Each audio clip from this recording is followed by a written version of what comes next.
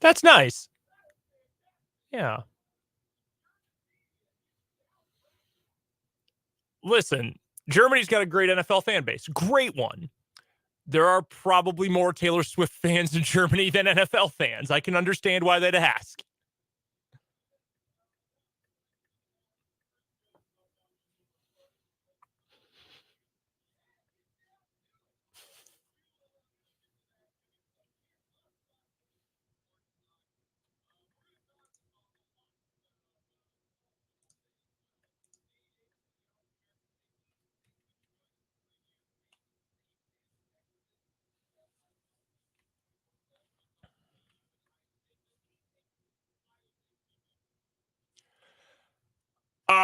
I will tell you this much. I don't know how Alec feels about it, but I can tell you that professional folks in the gambling space, gambling podcasters or writers or whatever, they're not liking the clones. They are like Travis Kelce falling over himself for Taylor Swift in love with the Cyclones this weekend. Everyone in that world is on Iowa State.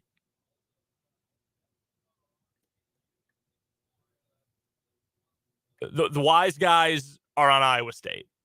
Almost unanimously, it seems. I told you, man, I don't feel good about this one.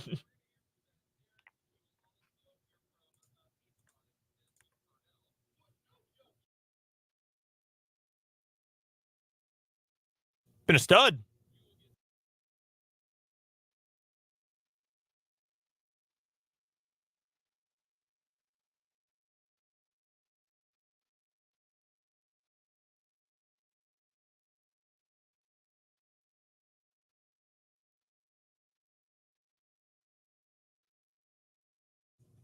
How about that?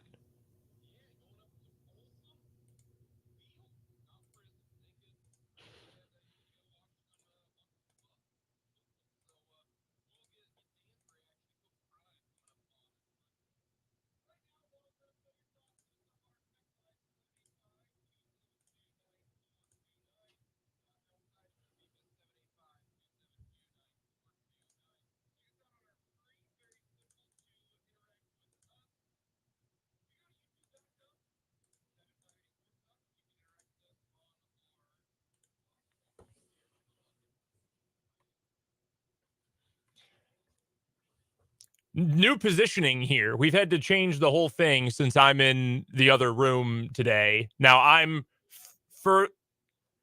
That's not very nice. I practice good personal hygiene. Thank you. But yeah, I'm on a different part of the screen. You're further to the right now. You're always over to the left.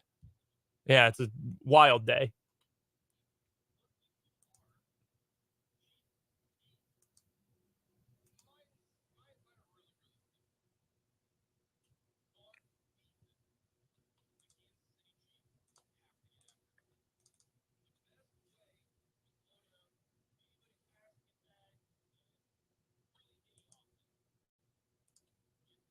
Mm-hmm.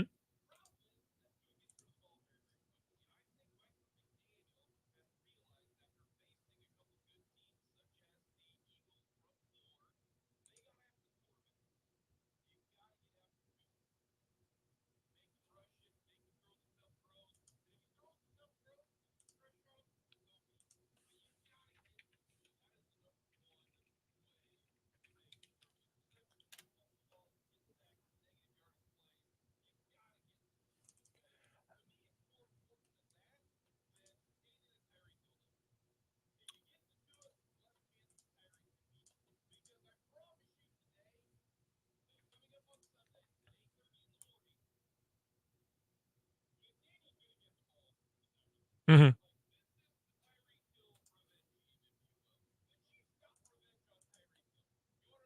The Chiefs won the Super Bowl. That's right. That needed to be said.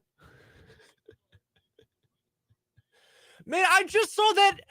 I saw that come up, I think, just yesterday or the day before. And I thought, what do you mean? The Chiefs won a Super Bowl and used those picks to draft what is now like core pieces of the best defense or the best defense of this era and one of the best in the whole NFL.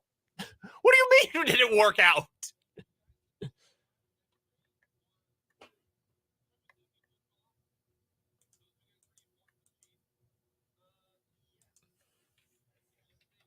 How many picks did the Chiefs get back? Because I don't.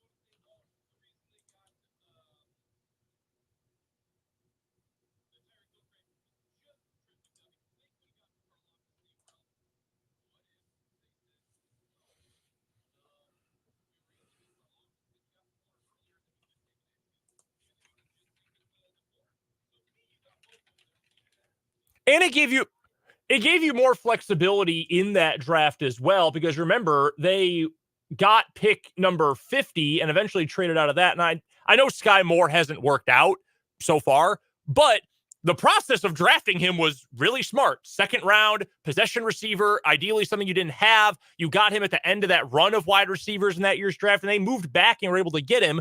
And when you've got a bunch of extra picks, when you've got a bunch of extra picks and cap space, you can make that happen. Do I want to do this? Yeah, I want to do this. Okay. The Chiefs had pick number 50 from the Dolphins that they eventually sent to New England. Between picks 50 and 54, where Sky Moore went, the Patriots took Tyquan Thornton, which is like slightly better than Sky Moore, but still not really doing anything. The Eagles took center Cam Jurgens, who they've moved elsewhere in their line, but he's a nice player. Chiefs didn't need a lineman, though. The Pittsburgh Steelers took George Pickens, and the Indianapolis Colts took Alec Pierce. I would have, and again, I liked Sky Moore going into the draft. I thought he would be a really nice fit. It hasn't worked out for whatever reason. Alec Pierce is a solid young player for the Colts, and George Pickens, hothead, really hit or miss. Well, exactly. Like, those concerns are less for the Chiefs than they are for other teams. And he's a total boom and bust player. Do you know what his line was last night for the Steelers? You do not remember correctly. He had 2 catches for -1 yard. If possibly. Deontay Johnson had a good game. All he does is win. They are a chore to watch, though. Like, I got home, I listened to the game. What? It is. It's really good. I listened to the game on my way home from Hummer last night, and I watched the whole fourth quarter at home. And I even put this on Twitter. It's like, God, this feels like a job watching them play offense.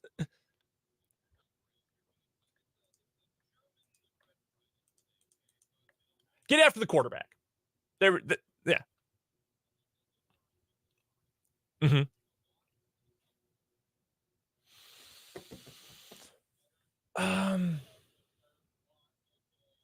Not for this discussion, although he was a pretty good player.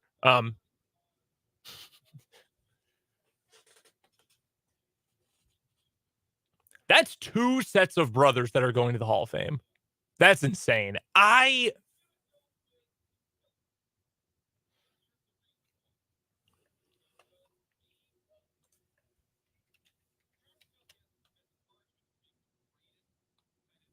Yep.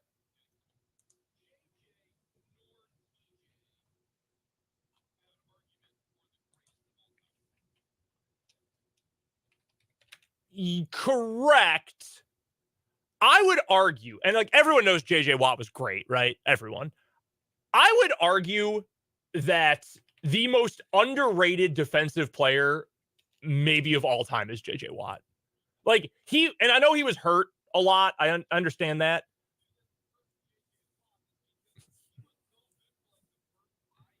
Mm-hmm.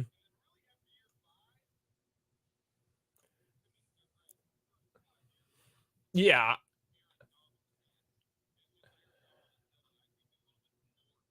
Sure. So it's JJ Watt. JJ Watt, 5 first-team All-Pros. JJ Watt has 3 Defensive Player of the Year awards. I don't know. That's tough. Give me some time to think about that. Let's revisit. That's tough. That's a great question. Ask Matt Derrick.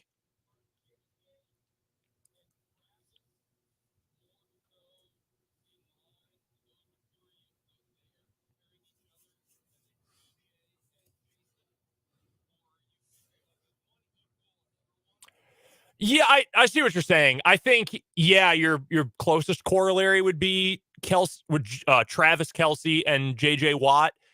The thing there's not stats for centers except penalties, so that's hard to quantify.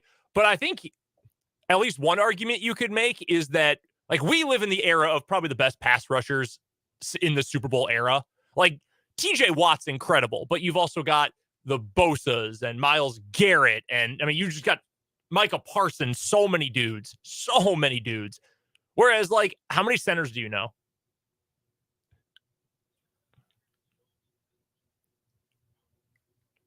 True, but even before he was, like, doing commercials and podcasts and stuff, he was pretty well known as a great player. I believe he's 4-time. I think Jason's a 4-time All-Pro. He's played a long time. He and JJ Watt came in the same draft. 2011. 1, 2, 3. Yeah, 5-time first-team All-Pro. And he's been durable. He's played every single game since the start of the 2015 season.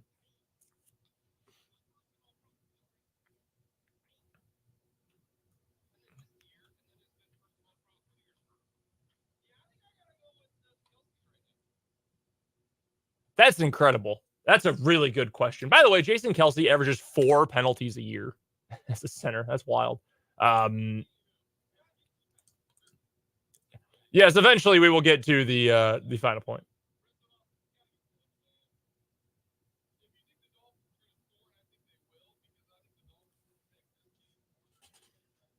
Tyreek Hill, you got to get 7.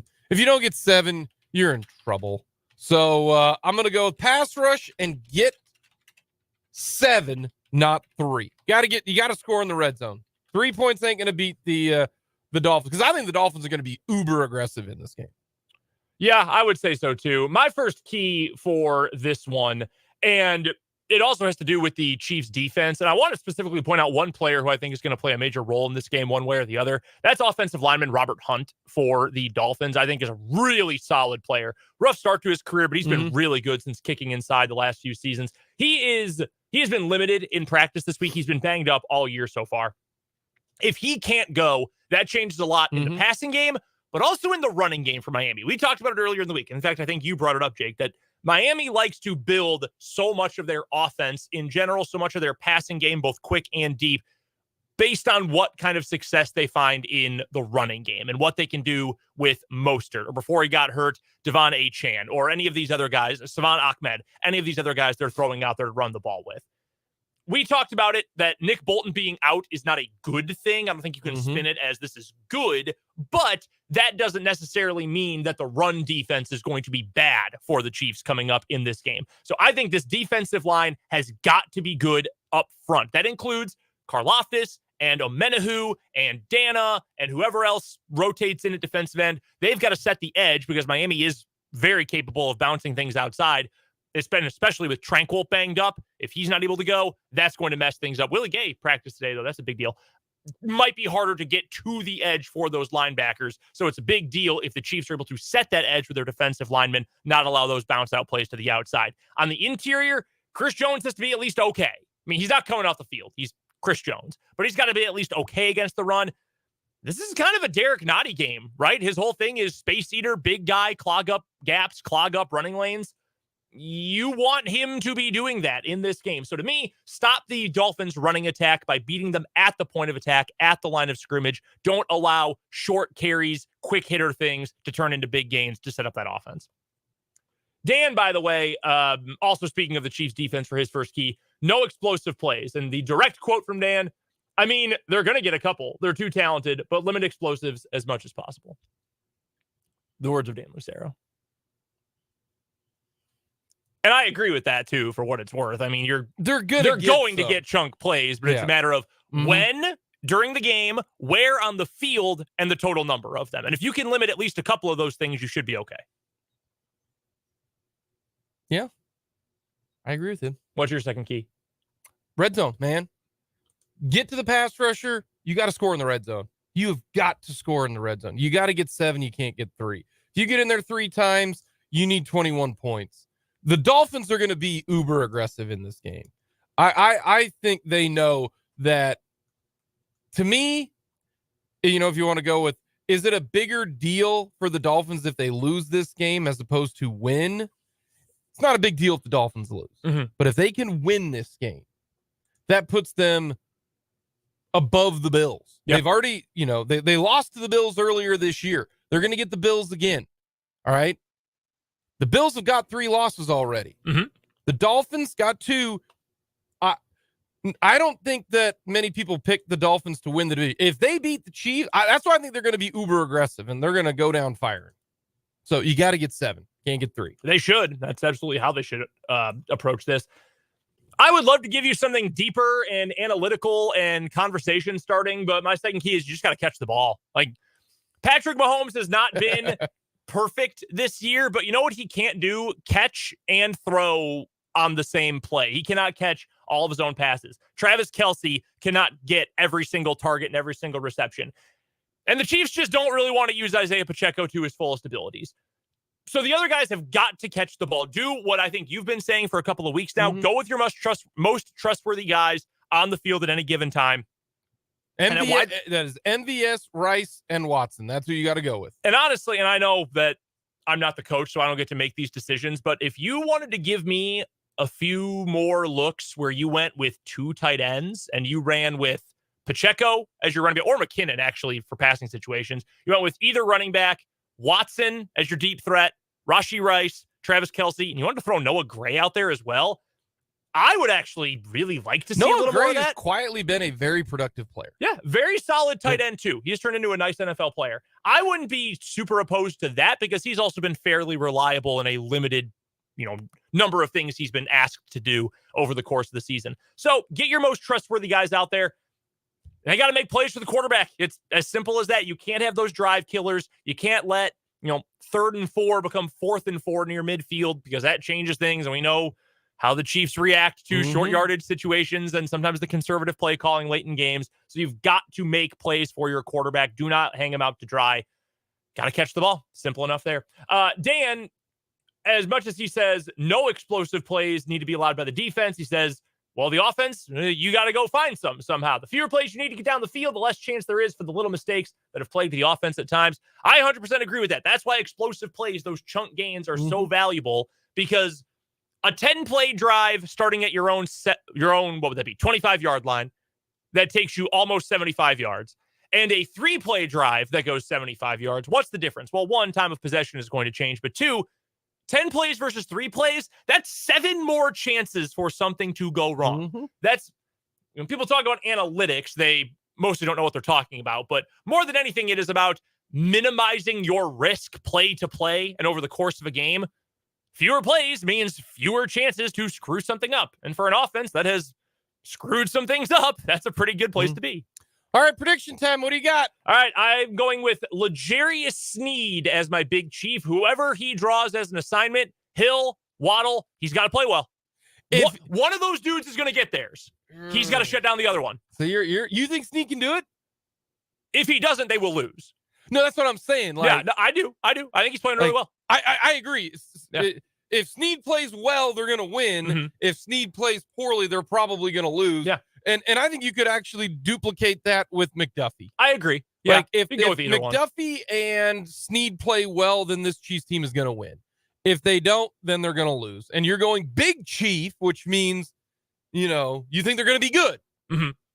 I'm not so sure there. To me, in games like this, you got your best dudes have the ball out. So 1, Mahomes has to be good. Yep. 2, Travis Kelce's got to be open. 3, Chris Jones, you better be a monster. So I'm going to take Chris Jones as my monster. Chris Jones, here you go. You want to shut up Tyreek Hill? Here's your opportunity. I got the Chiefs winning because Patrick Mahomes has only had, he's 16-3 after a regular season loss. Crazy. Doesn't lose back-to-back games. So, Brendan, therefore, I am going with the Chiefs. We're all on the Chiefs. Dan's got them by a margin of 26-23. We've 1, 2, and 3 point differentials in our pick. I would not touch the spread in this situation. No, I'm going with the Chiefs 27, Dolphins 26. And honestly, the biggest reason why, because I kind of like this matchup better for the Dolphins than the Chiefs. Mm-hmm. Two best teams the Dolphins have played, they've lost to. They need to prove that they can beat a team at the top, that top echelon of the NFL, of the AFC, before I can believe that they'll do it. This is a make me believe it kind of game for the Dolphins. So I will take the Chiefs until proven otherwise. Coming up next, Travis Kelce was asked a question from a German reporter. We're going to get to that next.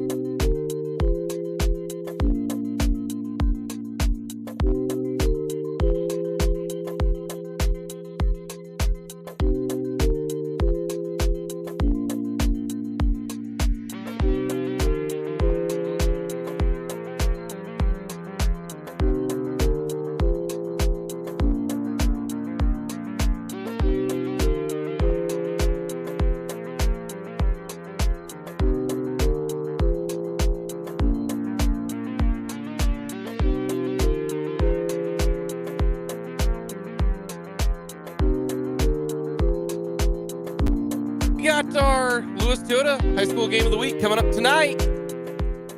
Junction City coming to Topeka to take on Washburn Rural. Should be a good game. It was a dandy in Washburn or at Junction than they played earlier this year.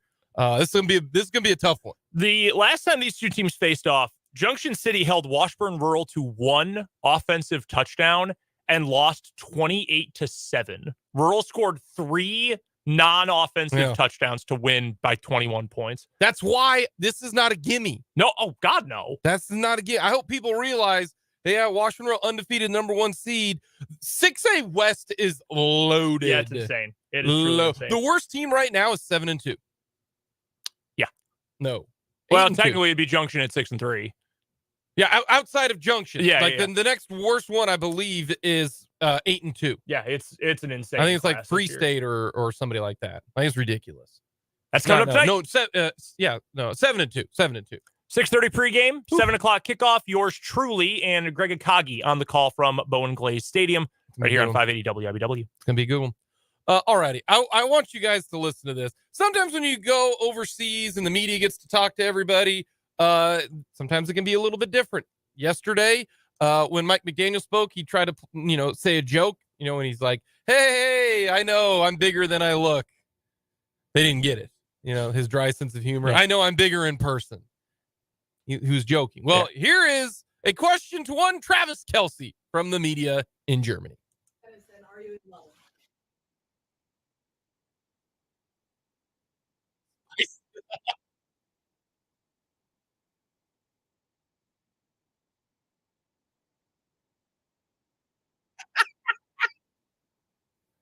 You couldn't quite hear it at the beginning. They must not have had a microphone, but the reporter asks, essentially, are you and Taylor Swift in love? Yeah. When did you see her last, and are you in love? And he said, I saw her last week.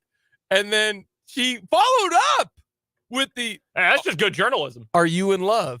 I'm going to go ahead and say that's my personal matter of the year, Chris Jones. Yeah, he was fired up. Oh, let's spice it up. He was ready for it, man.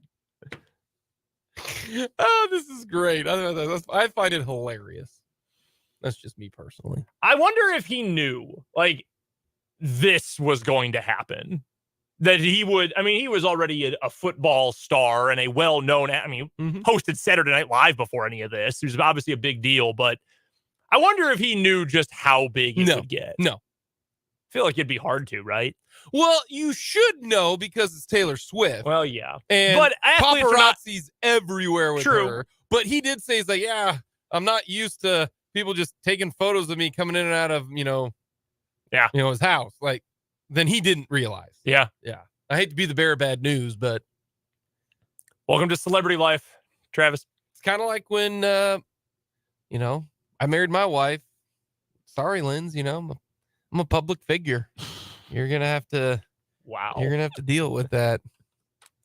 It's actually the other way around. I was going to say, I think your wife might be a bigger deal than you are, work-wise. No question. Everybody downtown knows my wife. It's incredible. It really, really is. The people who listen to the radio know me.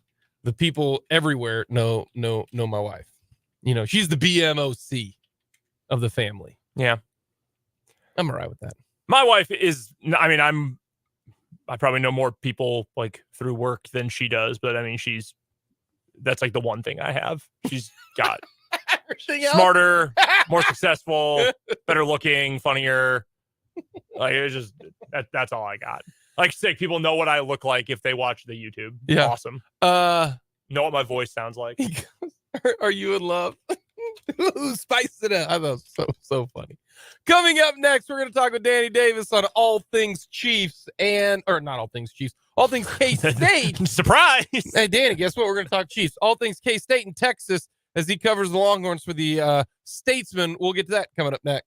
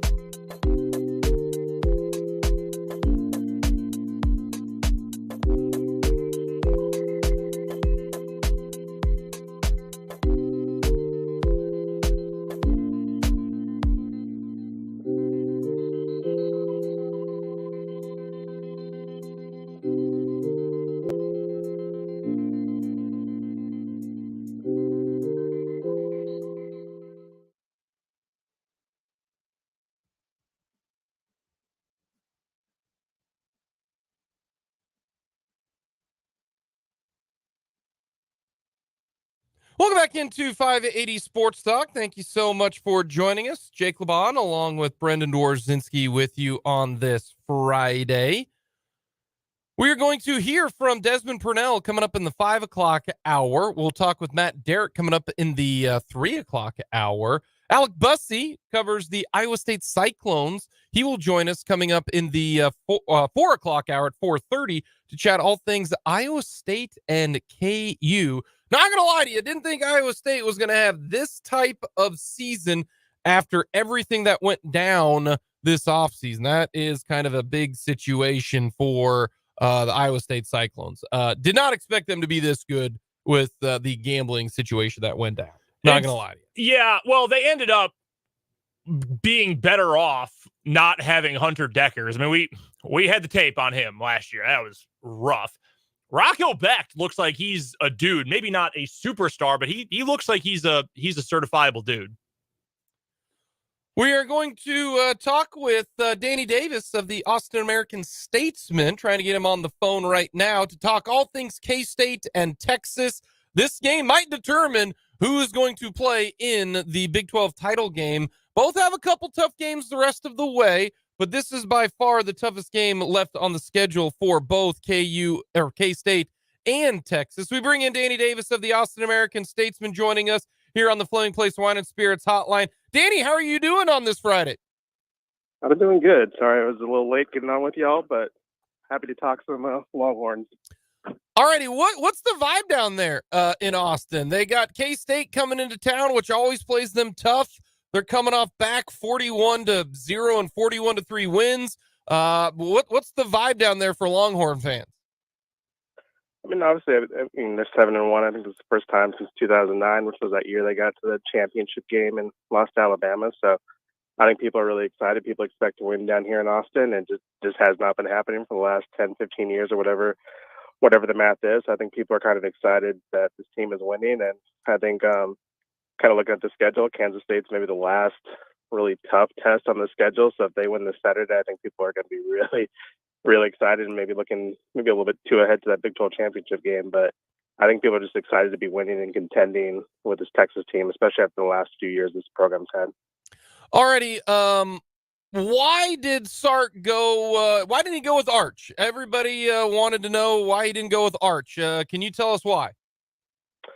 I mean, I think at the end of the day, Arch is a true freshman. I mean, I know the Manning name carries a lot of weight, but this time last year, he was playing against mid-sized Louisiana private schools, and college football is a whole completely different game. And Arch is still adjusting to the college lifestyle and what college football is. And it's not like Malik Murphy is a walk-on, a walk-on from who the heck cares State. I mean, he was a 4-star kid. He was a 5-star recruit at one point. I think when he committed to Texas, he was a 5-star and dropped a little bit in the rankings. He was a handpicked recruit by Sark, so he's been in the system for a year or two, so he's a little bit more, accustomed to what Sark wants than Arch is. So I just think that year of experience helped Malik, and Arch is still adjusting. I think Arch is going to be fine, but I think, I wasn't too shocked that the true freshman didn't get the call, and that they went with the redshirt freshman, who's kind of been the backup and won the backup job coming out of fall camp. When it comes to Ewers versus Murphy, what's the biggest difference between them skill-wise, ability-wise? Experience, obviously, a huge factor. But if you take the experience out of there, does Murphy do something better than Ewers does and vice versa? I think actually, everyone's kind of talked about just the arm strength, arm talent that Malik has. I mean, if you saw Texas's spring game, there was one deep ball that he threw to Jonte Cook that, I still think about. That was just a beautiful, beautiful deep ball. He can fire it in there. The receivers sometimes joke about how hard he's throwing it in there. He is not as mobile as Arch or Quinn is. I mean, Quinn did a good job this year of kind of losing some weight and getting a little bit more mobile, and kind of showed it off in the Baylor game and on a couple other runs, kind of taking off. Malik hasn't necessarily shown that yet, and Arch kind of showed in fall camp that he has some wheels too. So Malik isn't as much of a dual threat, but he does have that arm strength. And Quinn, since he's a third-year quarterback at this point, improved his accuracy and kind of just being a college quarterback. So that experience that we mentioned definitely does help him. So I mean, Quinn's more of a fine-tuned product, but you can see it with Malik, and I think as he advances in his college career, he's going to become a really good quarterback. All right, the offense for the Texas Longhorns last year up in Manhattan, Bijan ran all over Kansas State.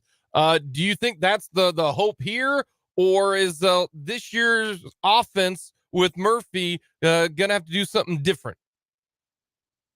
I mean, Jonathan Brooks has had a really solid season. I think when I checked this morning, he was ranked sixth nationally in rushing. So, I mean, I think they would like to lean on their rushing game with him and CJ Baxter, kind of take some pressure off Malik Murphy. I think the past, 10 years that Texas has been playing Kansas State, Texas has usually had like a running back that they'd like to give it to, 100-yard rusher, except for, I mean, Sam Ellinger had one 100-yard game as a quarterback. I think it was 17, that 17 game. So I think they would like to have their rushing attack lead the way, take some pressure off Malik, but, they know that they can throw it and they have the weapons to throw it if they need to. But I think it's probably going to start with Jonathan Brooks and CJ Baxter, and they'll go from there. We're talking about Danny Davis, covers the Texas Longhorns for the Austin American-Statman. Let's flip to the defensive side. What concerns you about the Texas defense against the K-State offense?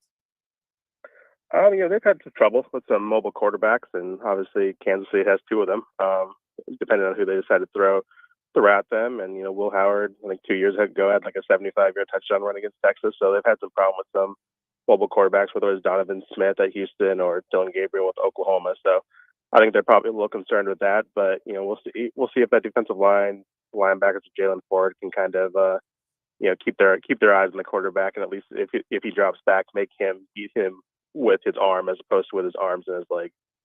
Is the pass rush as good as it's been in the past? Yes and no. I think they lost some talent to the NFL this past season. They've had some moments. One of their big defensive linemen probably isn't playing, Ethan Burke, this week, and he's been banged up. But they've developed some depth on that defensive line, and they've been doing a good job of getting at the quarterback. It's probably not the best in the nation or even the Big 12, but I think it's become not a glaring weakness for this team. Do you think this is going to be a high-scoring game or a low-scoring game? I don't know what the over/under is, but I'd probably take the under. I think Steve probably doesn't want to get into a shootout with his Kansas State team, and kind of knowing you have a redshirt freshman quarterback. I don't know if you want him trying to aim for 40. So I think if Texas does what it wants to and keeps it within its running game, I think it'll probably be one of those games that, I don't know if 31-27 is a high scoring game or not, but I guess the score is probably going to be in the 50s with the combined points. Just looking real quick to see what the over under is in this game, because my question will be next one. I'll look this up here. The over under is 49.5. So if you do expect a 31-27 game, that's going to go well to the over. So I guess if you're a gambler, take the under, because I'm usually wrong on this stuff.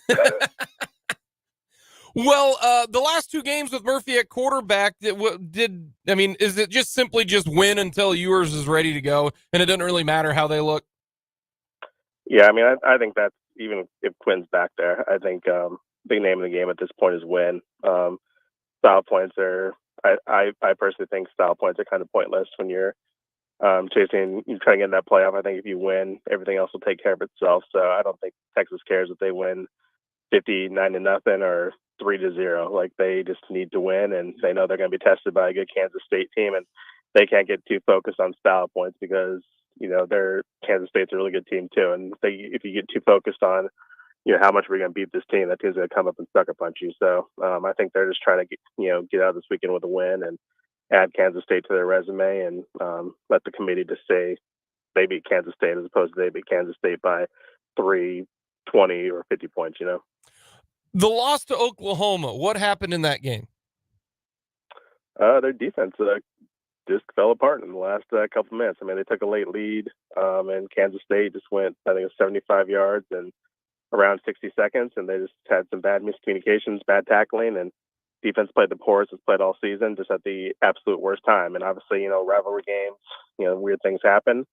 But I think most people kind of think if those two teams played again this weekend, Texas would be favored. But, favored and all that stuff doesn't necessarily matter. The Texas defense played terribly when it couldn't afford to, and they lost because of it. Does this season have any, urgency to it? Not because of, hey, they have a chance to, go 11-1, make the Big 12 title game, You know, if they take care of business, there's a chance at the playoff. But it's the last year of the Big 12. Does this really resonate at all with Texas fans? Or, you know what, they're leaving, don't really care? The Big 12 doesn't mean a whole lot to the Longhorn faithful. I mean, I think it depends on what happens. If they don't win the Big 12 title game, they're probably going to say, who cares? We're leaving the conference, whatever. But I think they wouldn't mind leaving with the nice little trophy to put in their trophy case. I mean, it's been since 2009 since they last won a conference championship, and I think they'd like to head into the SEC with some momentum and maybe be able to kind of stick their tongues out at the conference as they leave with some hardware. So, I mean, I think they would love to win a conference championship, but I'm sure if they don't win it, they're just going to talk about next year and what's in their future as opposed to what's in their past or present. But as of now, since they are currently tied for first place, it's really, really important. Alrighty, the spread in this game started out Texas by almost 7. It's now down to 3.5. Why you surprised at that? I'm not. I mean, once again, Texas is playing a quarterback who's making a second ever start, and Kansas State's a really good team, and Texas also plays really close games. I mean, not last week notwithstanding. I mean, Houston was like a 20-some point spread, and that ended up being a 7-point game or whatever it was. They've played some close games. So, I mean, I'm not surprised. I think Vegas, for the most part, kind of knows what they're doing, and I'm not surprised that it's around a 3-4 point spread. Alrighty, who you got winning the game? I'll go with Texas. I think this Texas team is going to get to the Big 12 championship game, but it should be a competitive and fun game to watch on Saturday. Well, as always, Danny, we appreciate the time. Enjoy the game. Hopefully it's a fun one. They've always been great games between these two teams. The last couple of years, save for the COVID year, they've been a lot of fun. Very, very physical games, especially in Austin. We appreciate the time, Danny. Have yourself a great weekend. All right, thanks for having me. Danny Davis from the Austin American-Statesman likes the Longhorns in this game. So, Kansas State gonna have to run it. Have to run it against the Longhorns. That is what this game comes down to for me on offense. Can you own the line of scrimmage? Because in past years they haven't against the Longhorns. I know Bijan is a different cat, but they got big boyed up front last year. They did, and he ran it all over them. And it's not like Jonathan Brooks is a scrub. Exactly. Now he's not the 7th overall pick in the draft. And then on the defensive side, for Kansas State, I think they just got to slow down Xavier Worthy. I think that's the number one thing. You can't let their best player beat you, and you have to be able to run the ball against them. If you run the ball against them, Howard will be able to throw the ball.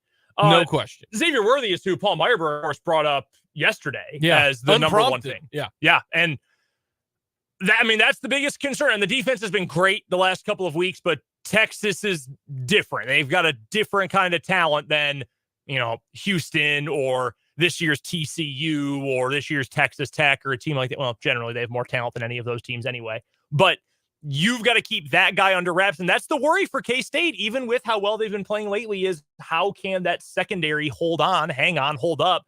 I think they've gotten better over the course of the year.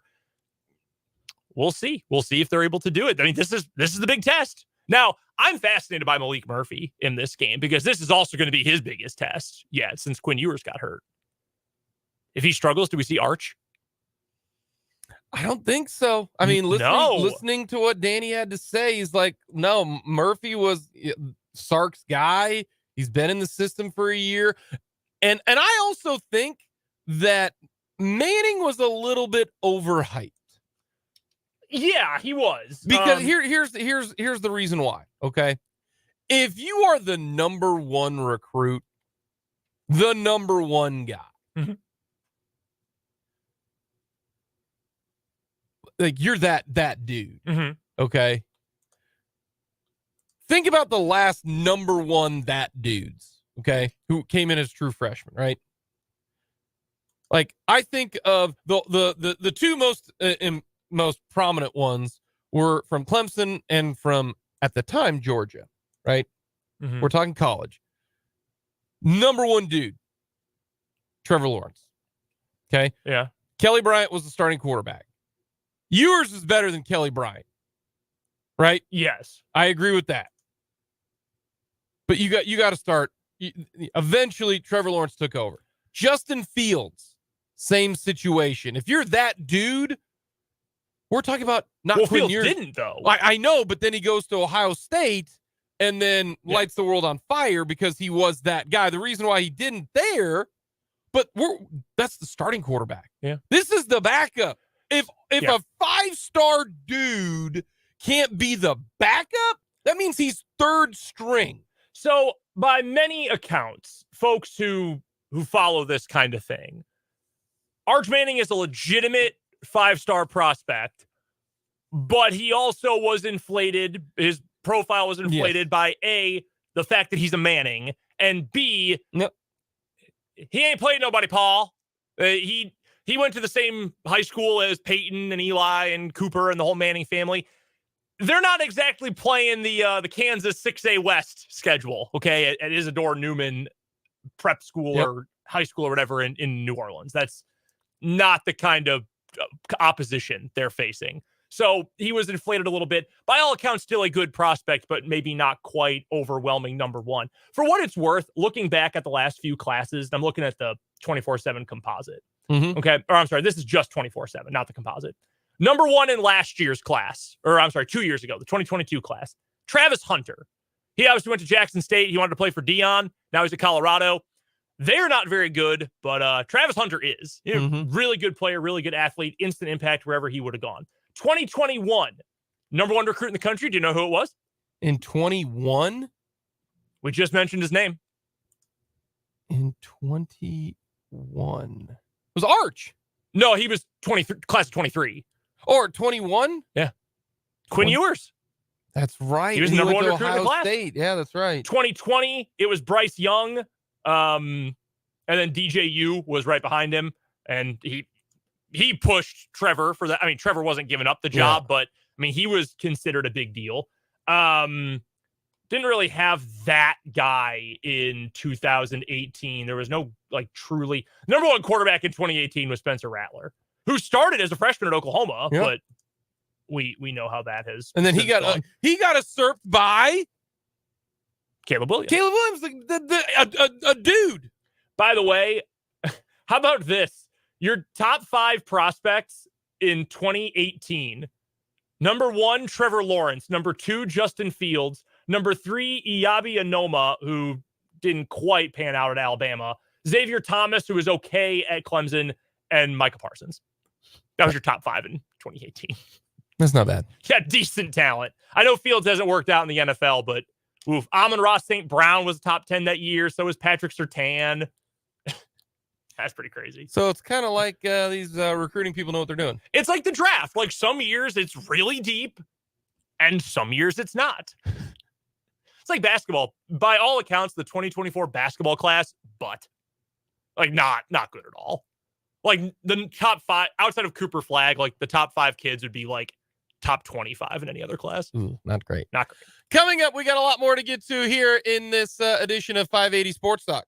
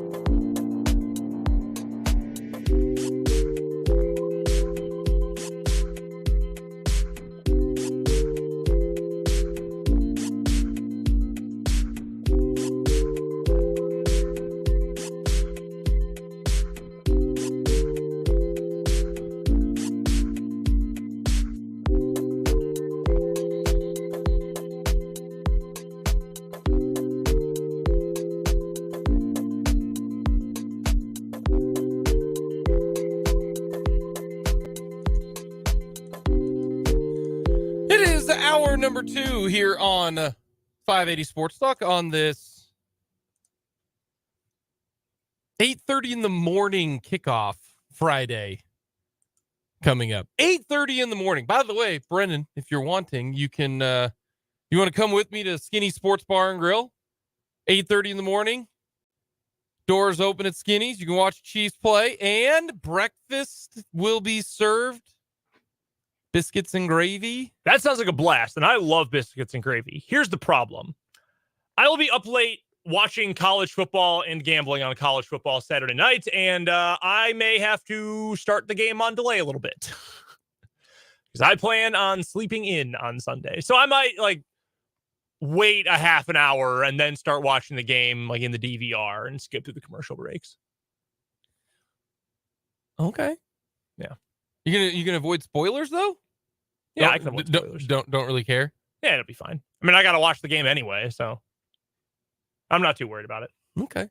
We got plenty more to get to. The final 3 hours of this edition of 580 Sports Talk. Jake LeBon, Brendan Dorzinski with you, leading you into high school football. That's right. Lewis Toyota Game of the Week. Junction City traveling to Washburn Rural Bowen Glaze Stadium.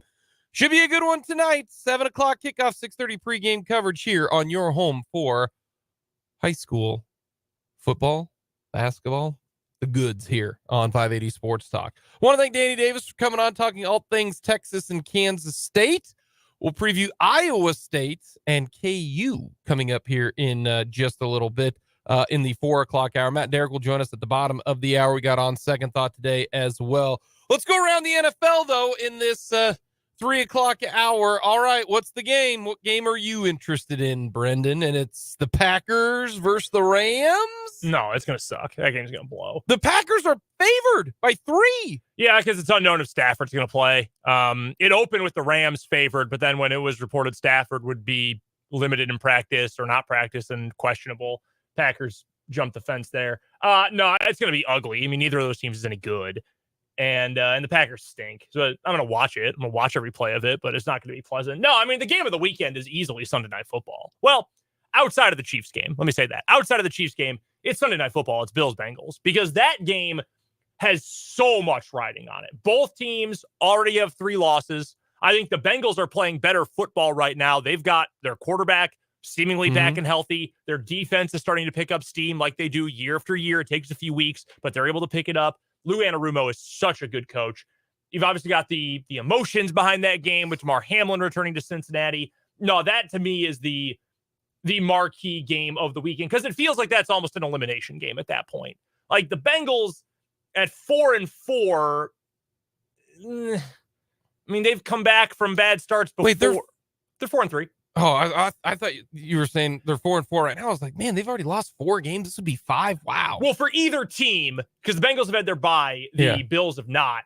Either team, whoever loses is going to have 4 losses. Yeah. So it feels like this is maybe not eliminated from the playoffs, but you can't really be considered in that top tier if you're already at 4 losses given their schedules. It's not eliminated from the playoffs. No. I think you're eliminating yourself from the 1 or the 2 seed. Yeah, absolutely. Yeah, I'd agree with that. You know, because the Bengals have a very difficult schedule the rest of the way. Bill's schedule's not as hard. Well, it's especially pertinent for the Bills depending on how that Chiefs game goes, because I mean, the Chiefs are a team you're battling with for that number 1 seed, the other or another one of the top contenders in the AFC. If the Dolphins win, though, and the Bills lose, you're 2 games back. Now, they have the tiebreaker for now because they won the first matchup, but you're all of a sudden 2 games back of Miami, which is not a place where you want to be. I haven't looked ahead to who the Dolphins are facing beyond this week. They're taking the bye week just like the Chiefs after the Germany trip. They got to play the Jets. That's good defense. They're playing a little bit better. Commanders, Titans, Jets again, Cowboys, Ravens, Bills. That's how the Dolphins end the season. So they play the Raiders in there too. So not an awful schedule by any means, but you've got to play the Bills again. Cowboys have a good defense, even though it's banged up. Jets have a good defense. Ravens are looking really good right now. So, I mean, if you're the Bills, you've still got a chance, but you've got a much better. And the counterpoint to that is if the Dolphins lose and the Bills win, you got to tie in first place. In fact, the Bills vault into first place because they have the tiebreaker. So those two games are going to have a massive impact on this AFC race. So that's the easy number one for me. You ready for my number one? Oh man, I knew you were going to pick Buccaneers Texans. I just knew it. I do wonder how the Texans kind of bounce back. Yeah. Important to know with a rookie quarterback. But that's not it. That's not it. Damn. It's not Vikings Falcons because, buddy. Vikings Falcons. No Kirk Cousins. Your boy, Desmond Ridder. No. I think either one of these teams can really state they're going to be here for the discussion of an upper seed. That's Seahawks at the Ravens. Yeah, that's a good one. This is a good game because when you look at the Ravens, they're 6-2 right now. I don't know if people realize this, but they're 6-2. You beat the Seahawks. Now, it's not a huge game because of it's not a divisional game or a conference game. But with the Ravens being 6-2, the Ravens could very well be, if they win this thing, 7-2. And you got to remember that the Ravens' schedule, not as hard, considering they've already played the Bengals at the Bengals, the Steelers at the Steelers, and the Browns at the Browns. That's wild. Yeah, that they've played all those guys on the road. Yes. Now, I don't know if I've ever seen that before. They go Seahawks, Browns, Bengals. Man, they got a tough schedule. They finish at Jacksonville, at 49ers, home to the Dolphins, and then the Steelers are always a tough. Jeez. That's always a one-score game. Holy no matter where cow. they play. It's going to be bad weather because it's the first week of January in Baltimore. And the Steelers very likely are going to be fighting for a playoff spot, or at least both those teams are going to be fighting for seeding that week. Their schedule is brutal. At Jacksonville, at 49ers, home Dolphins, against the Steelers. Yeah, they get a little bit of a reprieve with that Rams game December 10th, and that comes after their bye. So the one thing the Ravens do have going for them is they get the last or second to last bye week. Jeez. Can I complain about something real quick? Okay, I'm going to. You can. We got 4 teams on a bye this week, right? Broncos, Lions, Niners, Jags. None of them are playing this week. Mm-hmm. Do you know how many teams had a bye last week? Nobody did. Nobody. Like that was, I did notice that. Wouldn't it make more sense, instead of having teams get a bye in week 4 or maybe it's week 5, that's the first week, wouldn't it make more sense to move those bye weeks further back to week 8? So you had fewer early bye weeks, and then you could split it up more in the middle. Wouldn't that make more sense? I don't understand why they didn't give anyone a bye in week 8. It made very little sense to me, to be completely honest with you. I really did not understand it all. I guess it's not really a complaint, just me expressing my surprise. I would have scheduled it that way, but I'm built different. It is crazy that there wasn't a bye week for anybody last week. It's weird. Week 8, there should be extra bye weeks in week 8. That should be one of the weeks that gets 6. Weeks 8 and 9 should get 6 each. I wonder why that was the case. I don't know. I would love to see the scheduling model that they use. I mean, we kind of know what it is. Yeah. But yet we don't. We know how they determine opponents. Yeah. But how they put them when and where, don't know that for sure. Well, they've hyped up all year that now with AI, we can make the schedule with all these billions of permutations and combinations in 4.1 seconds. Sick. I just want a better product. Like, I don't care. No, I don't care how fast you get it done. I want it the way it should be happening. Yeah. Like the Ravens shouldn't have to go to 3 straight divisional teams. That's wild. Yeah, maybe we need to pump the brakes on the old AI here, NFL. Although it does feel like a lot of the good teams are playing the other good teams all year. Like, the Bengals have that tough schedule. Well, so do the Ravens. And the 49ers have a tough schedule. And the Chiefs. And the Chiefs have a tough schedule. And the Bills have a tough, like, everybody's got one. Yeah. If you're good, it's brutal. And I guess that, again, that's sort of how it's supposed to be because you play the other first place teams in your conference if you're the first place finisher. Second place teams play second place, etc. And I guess we've talked about, too, the fact that the NFL is everybody's closer to 9-8 or 8-9 than they are to 17-0 or 0-17 this year. There's a real log jam in the middle of the NFL. So everyone seems a little bit closer. But yeah, I don't know. I'll do it. Pay me. What are you paying the robots? Pay me a fraction of that, and I'll put your schedule together. I don't think they pay the robots. So you're going to get a fraction. Have to pay someone to build the robots. Or write the code anyway. Yeah. How much money did they pay for the guy who has the algorithm to create it? Probably a disgusting amount, if I had to guess. I mean, good for the guy. I wish I was the code guy. That's fine. Can we get to something from last night as well? We were talking about it a little bit earlier when we got super off track during Keys to the Game. The Steelers won. They're 5-3. And the Titans, I do think Will Levis is, through a small sample size, looks kind of like a guy. He had an awful final drive last night. He threw 3 balls that should have been picked off, and the last one finally was. And finally did. Yep. The Steelers this year, they are one of, and I got to make sure, 4, 5, 6, 7, 8, 9, 10. There are 11 teams in the NFL right now that have 5 or more wins. The Steelers are one of them. The other 10 teams have point differentials all of plus 30 or better. Plus 30, 35, 37, 52, 58, 67. As good as plus 86 for the year. What do you think the Steelers' point differential is at 5-3? Are they still negative? They're not just still negative. They are way negative. Minus 30. They are 30 points below equilibrium in point margin. What game and they're did 5-3. Just pasted in then? That would have been. Hold on a second here. We go back. The very first game of the year, they lost 30-7. Yeah, the 49ers. And then they lost to the Texans 30-6. Basically, if they lose, they get smashed, and if they don't, they win. Yeah. They lost 30-6 to the Texans. Was that the game that Pickett was hurt? I think he got hurt in that game. Because then they beat the Ravens the very next week. Yeah, I think that's the week he got hurt.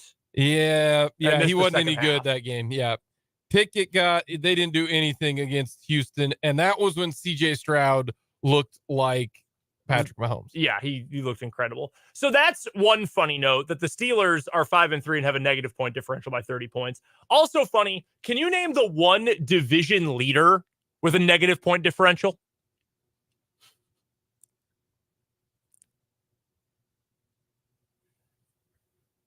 It's not in the AFC. It is not in the AFC. All those teams flying high. It's not the Eagles. Not the Eagles.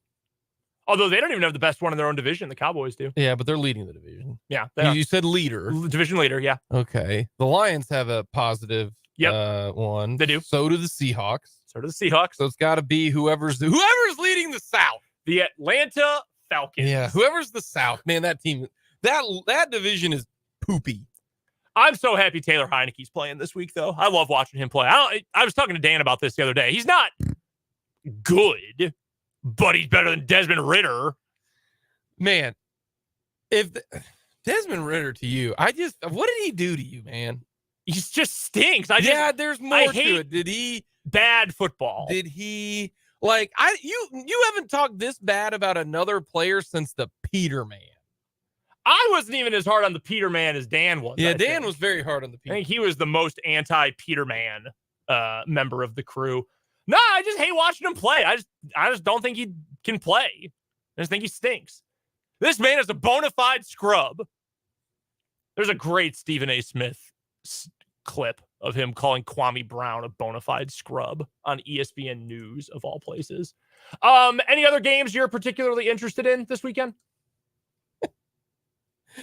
Bona fide scrub. I gotta go find that clip. Although apparently my computer doesn't go out over the YouTube. Switching rooms has completely made, like, I've had to reacclimate myself to everything, and hasn't gone smoothly. Yes, there's another game. Okay. Eagles Cowboys. Cowboys. Like, whoever wins that one has the leg up, because the Cowboys only got 2 losses, right? The Cowboys, no, they have 3, don't they? No, they're 5-2. You're right. They're going to be leading their division. And the Eagles have the bye week coming up. Like, this is a big game for the Eagles because same thing. The Eagles are in the same situation as the Chiefs are, because if the Chiefs lose this one, then they got 3 losses. Then their next game against the Eagles. The Eagles. If you lose this one to the Cowboys, then you got the Chiefs. Like, both the Eagles and the Cowboys are staring down the barrel of potentially being 0-2, but the Chiefs are in a worse position because they lost the game last week. Yeah, it's true. Has Mahomes ever lost 3 in a row in the regular season? Because that could very well happen. Facing the Eagles and the Dolphins. Don't quote me on this, but I think the answer is yes. But again, do not quote me. I don't think he has. No, they lost 3 of 4 in 2019. They lost to the Colts, Texans, and Packers with a win against the Broncos in the middle. That was the Frank Clark game when Mahomes got hurt. They won that game. I mean, 2020, they only lost 2. 2021, did they? No, again, they had a stretch of 3 losses in 4 games, weeks 2 through 5.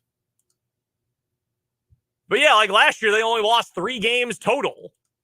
2020, they lost 2. 2018, they definitely didn't. They only lost 4 games total that year. Lost 2 straight, but no, they've never lost 3 straight under Mahomes. In the Mahomes era. Yeah. No, that is a good one. I think that's the Burkhardt-Olsen game, if I'm not mistaken. I don't know if we get that one, though. While we have your attention NFL-wise for a moment, the viewing games for us, NFL Network in Frankfurt, it will be Chiefs-Dolphins, obviously, 8:30 kickoff. Our crew for that game, they're mixing every network. Rich Eisen on the play-by-play with Jason McCourty and Dan Orlovsky as your color commentators. Yeah, that's for the Chiefs game. If you are listening to us, by the way, in the Kansas City market, I know there's a few of you who listen to us in Douglas County and East, and hello if you are. You'll be able to watch that game on KSHB, Channel 41 in the Kansas City TV market. You cannot do that in Topeka. Channel 13 nor Channel 27 or anywhere else, nowhere is going to be carrying the game locally. You have to watch on NFL Network if you are in Topeka, further north or further west. The other games we're going to get on TV, your CBS early game, we get Seattle versus Baltimore. Jim Nance and Tony Romo on the call of that one. Early game on Fox. Oh, God, we got the Packers.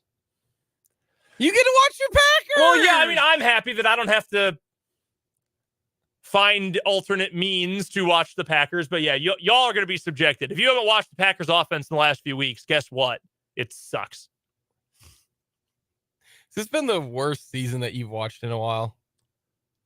No, 2017 was bad. That's the year that Rodgers broke his collarbone.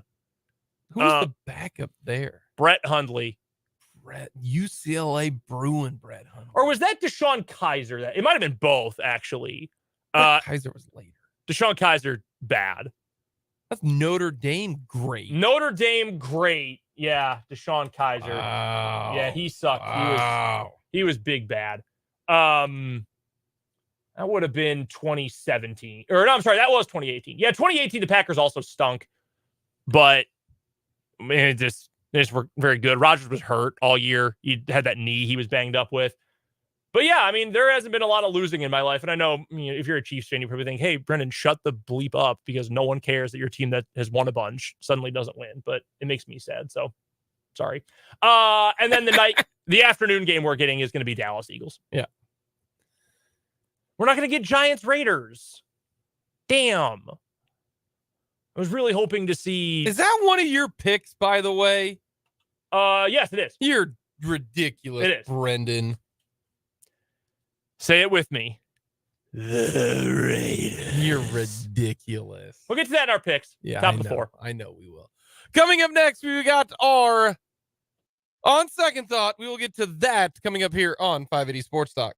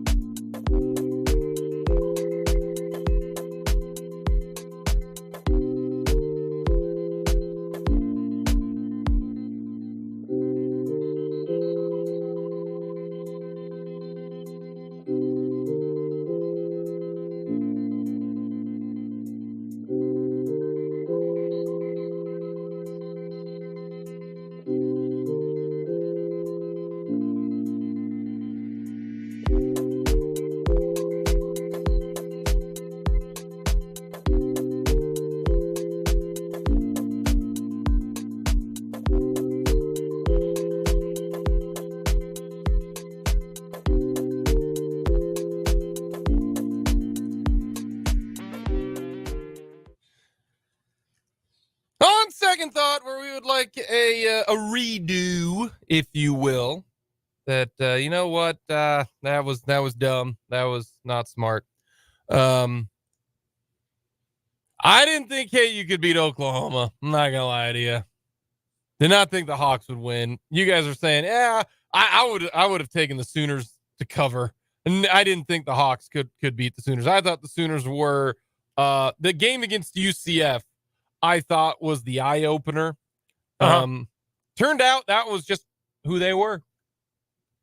Yeah, I did not think that. It turns out I did not think that Jeff Lebby was not dumb for just one game. He's just dumb. Like, do I think K-State can beat Texas? Yes, I do. Yes. So if K-State beats Texas, I'm not going to be surprised. You didn't think KU had a chance? No, I really didn't. Okay. I really didn't. I didn't think it was like, I thought they'd have a chance. I didn't pick KU. But yeah, it's a good team, man. I said it the other day. It's cool for KU. Kansas isn't a good story anymore. No, Kansas, they're a good team. Just a good team, which is really, really exciting. Yeah. Mine, I guess, I picked Oklahoma to win that game, so that's fine. I had a couple of minor ones, just games I picked wrong that I was really feeling a vibe with. The biggest one, I said on the show last Friday that I know Oregon's playing really well, and I know I said they're a playoff contender. But, man, you're going to give me Kyle Whittingham and Utah and that defense at home getting points all on the Utes. There were plenty of points, and they were getting dumped all over the Utes. Oregon beat Utah 35-6 last week. Not my finest prediction. I have had better in the past, but I thought the process was good. Oregon's that good, though. I really do think they are that good. I do, too. I'm really interested. I know we'll get to picks later. I'm not. In fact, Washington's in my picks. But I want to see Washington look good against USC this week because they've been kind of floundering the last couple weeks. And I love that Washington offense. Mm-hmm. But if they keep looking sort of mid while Oregon is playing like this, I'm certainly picking Oregon over them in the playoffs. You want to know what helps a struggling offense? Playing Lincoln Riley and Alex Grinch. Yes. Yeah. Yes. Dog, they gave up 49 points to Cal. They needed overtime to beat them. Was it overtime? I thought they needed overtime to beat them. No, Cal chose not to go to overtime. They went for it all? They went for 2 I in the thought fourth quarter. I thought it went to overtime. No, they went for 2 in the fourth quarter with under a minute to go. Yeah, even worse. They gave up 49 points to Cal in regulation. They didn't even need overtime. What game that went into overtime with USC then? Did they have a game that went into overtime? Yeah, they went to triple overtime against Arizona. That's what I'm thinking of then. And they won also because Arizona missed a 2-point play. Yeah. So, yeah, you're essentially 2 plays away from USC being 5-4. Yeah. Caleb Williams still really good. Caleb Williams is good. That's about all I can say for They them. got that good freshman. Zach Branch. Been banged up, but yeah. O-line not good. Defense bad. Yeah. Yeah, defense awful. That's not good. All righty. That is our on second thought. No, it wasn't a second thought. I was right. Will Levis, better than Desmond Ridder. You said to bookmark that for today. I was right. Dan's the only one who... He looked good, man. He threw a couple good passes in the game against the Steelers. I mean, this. Yeah. But... Also threw some really ugly ones. But he's a rookie. Had a chance. I mean, he drove them down the field. They had chances at the end of the game. They did. Still extremely funny. Dan used this segment to gloat about something he got right last week. Been thinking about that all week. He did. You want on second thought is, on second thought, I was right. No, not in the spirit of the game. Coming up next, Matt Derrick joins us to talk Chiefs.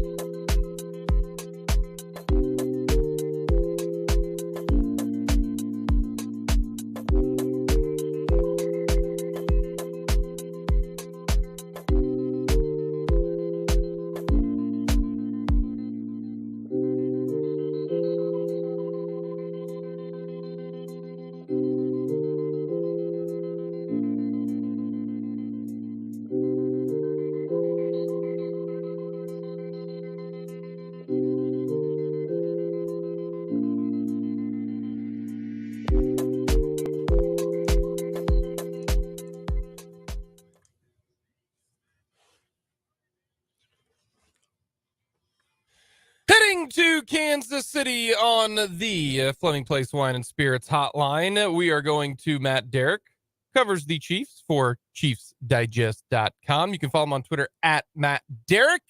Matt, are you ready to get up early on Sunday, or are you an early riser anyways? Oh, no, this is going to be an absolute nightmare for me. So, the only good thing about this, I guess, is that it's on fallback weekend, so the game will feel like it's at 9:30, right? That's true. Hold on a second, Matt. Matt, I did not peg you as a late owl. I pegged you as an early riser.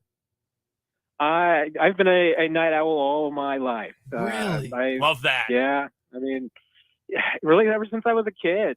I just refused to go to bed, didn't want to go to bed, and definitely did not want to wake up early. I was notorious for once school got out during the summer.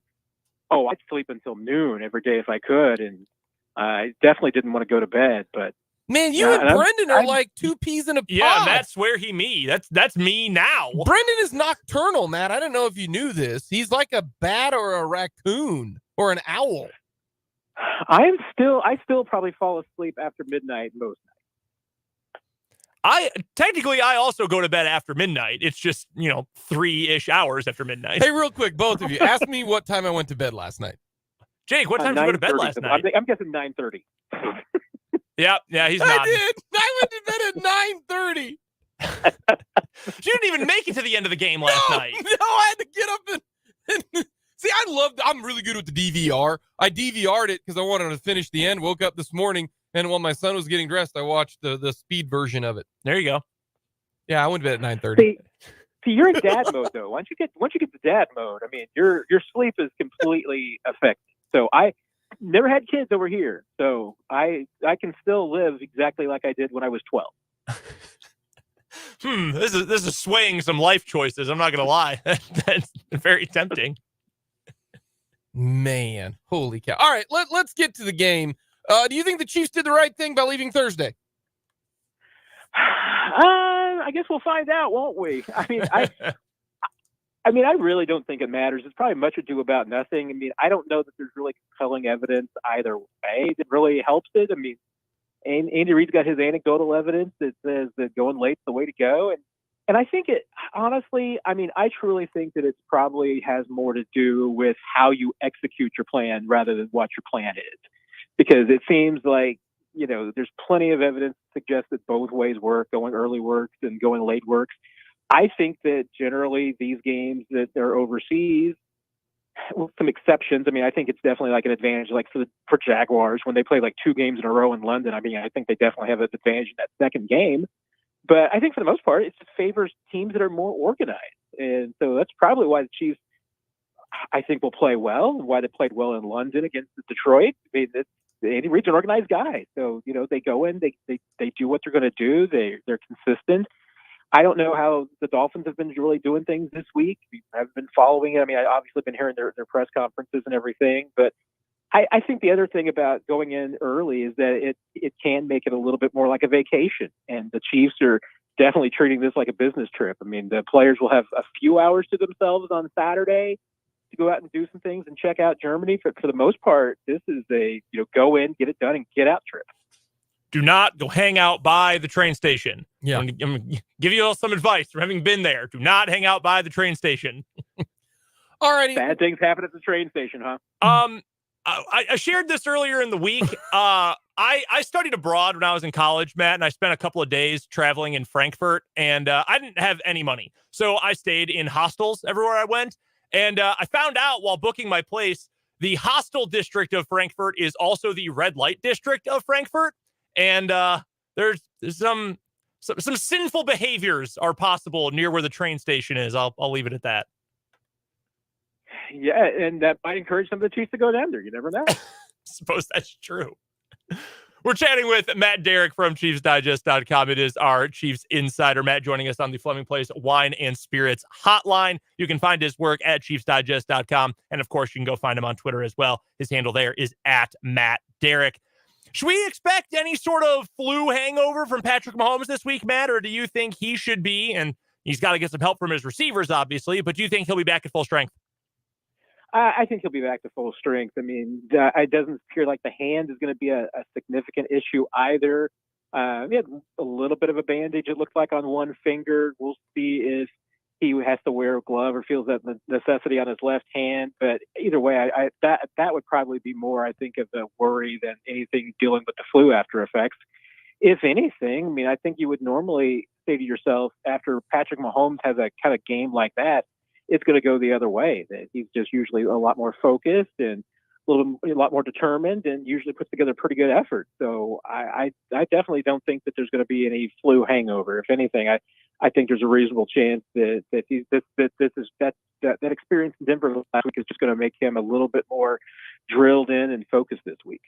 So I have more and more over time strayed against saying the Chiefs should do this or Andy Reid should do this, because Andy is going to do what he wants when he wants. And if someone disagrees, it doesn't matter because he's going to do what he wants. But I hypothesized earlier on the show, Matt, that with how much the wide receivers have struggled, and, you know, Watson is reliable and Rice, and the hands are iffy, but for the most part has been fairly reliable through this first half of the season.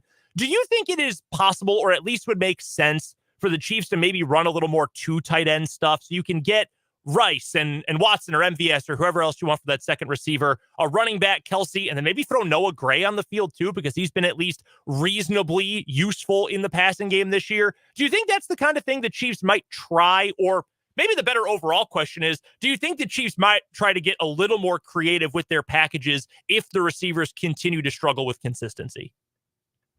Yeah, I mean, I think honestly, I think Andy Reid will consider anything and all options, and certainly going more tight end heavy it wouldn't be out of character for him. The only thing that really comes to it is that I just don't know how much production they've really been able to get out of maybe that third tight end spot.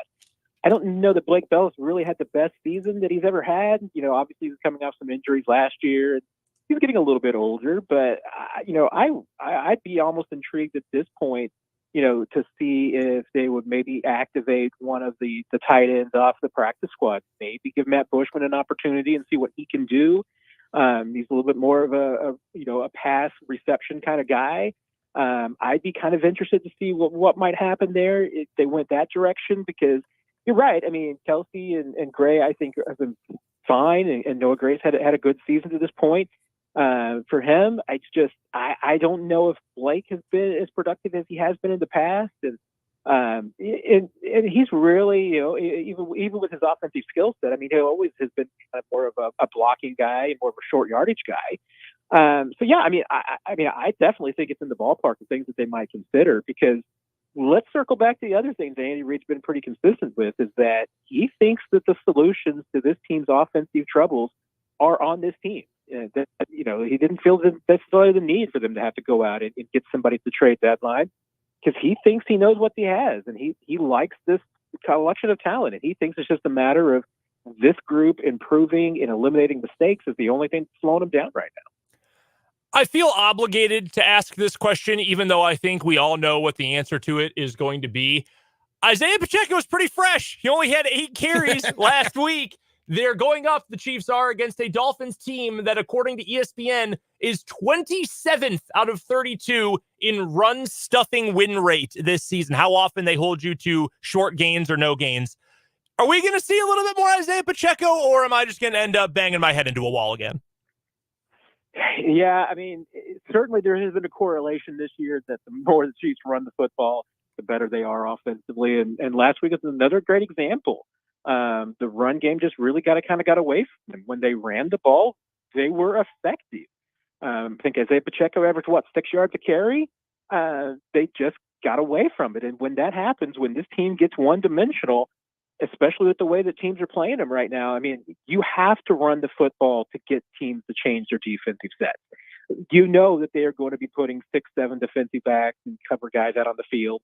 They're going to come after your quarterback with 4, and throwing the football is not going to loosen them up. It's not going to get them out of that.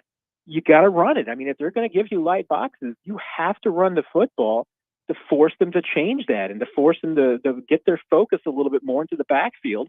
And that's the only way that you're ever going to open up some holes in this zone. I mean, Andy Reid knows that. Matt Nagy knows this, and why they just get so pass happy on occasion and just ignore the run game baffles me sometimes. I mean, because, at the end of the year, you're going to look back on it, and Andy Reid's probably going to be running the football like 36% of the time because he does it every year. But the fact that they just on occasions get so pass heavy and ignore the run at the peril of trying to set things up just absolutely stuns me sometimes. And that was a great example last week. I mean, I think obviously they got into throw mode because they were behind, but there's no doubt. I mean, there's an opportunity to run the football against the Dolphins. Teams have been doing it. And if you can't establish the run against the Dolphins, then I think it says something about your run game. We're talking with Derrick from Chiefs-Digest.com on our Fleming Place Wine and Spirits hotline. Do you think that'll ever change? Like we talk about this a lot, that's just Andy Reid. Like I would like for him to change. I think that would be good, but we don't expect that though, right? Yeah, I mean, oftentimes, usually when they get as one-dimensional as they were last week, will usually find one of two reasons that Andy Reid will give, and one will be if they were behind and they just get into throw mode, and the other one will be that, well, called a lot of RPOs that just turned into passes because Mahomes favors that, and some of it's certainly on Patrick. There are occasions that he's chosen to throw the ball when the run would have been more appropriate on some of the RPOs. That's in his DNA too. It's just like it's in Andy Reid's DNA.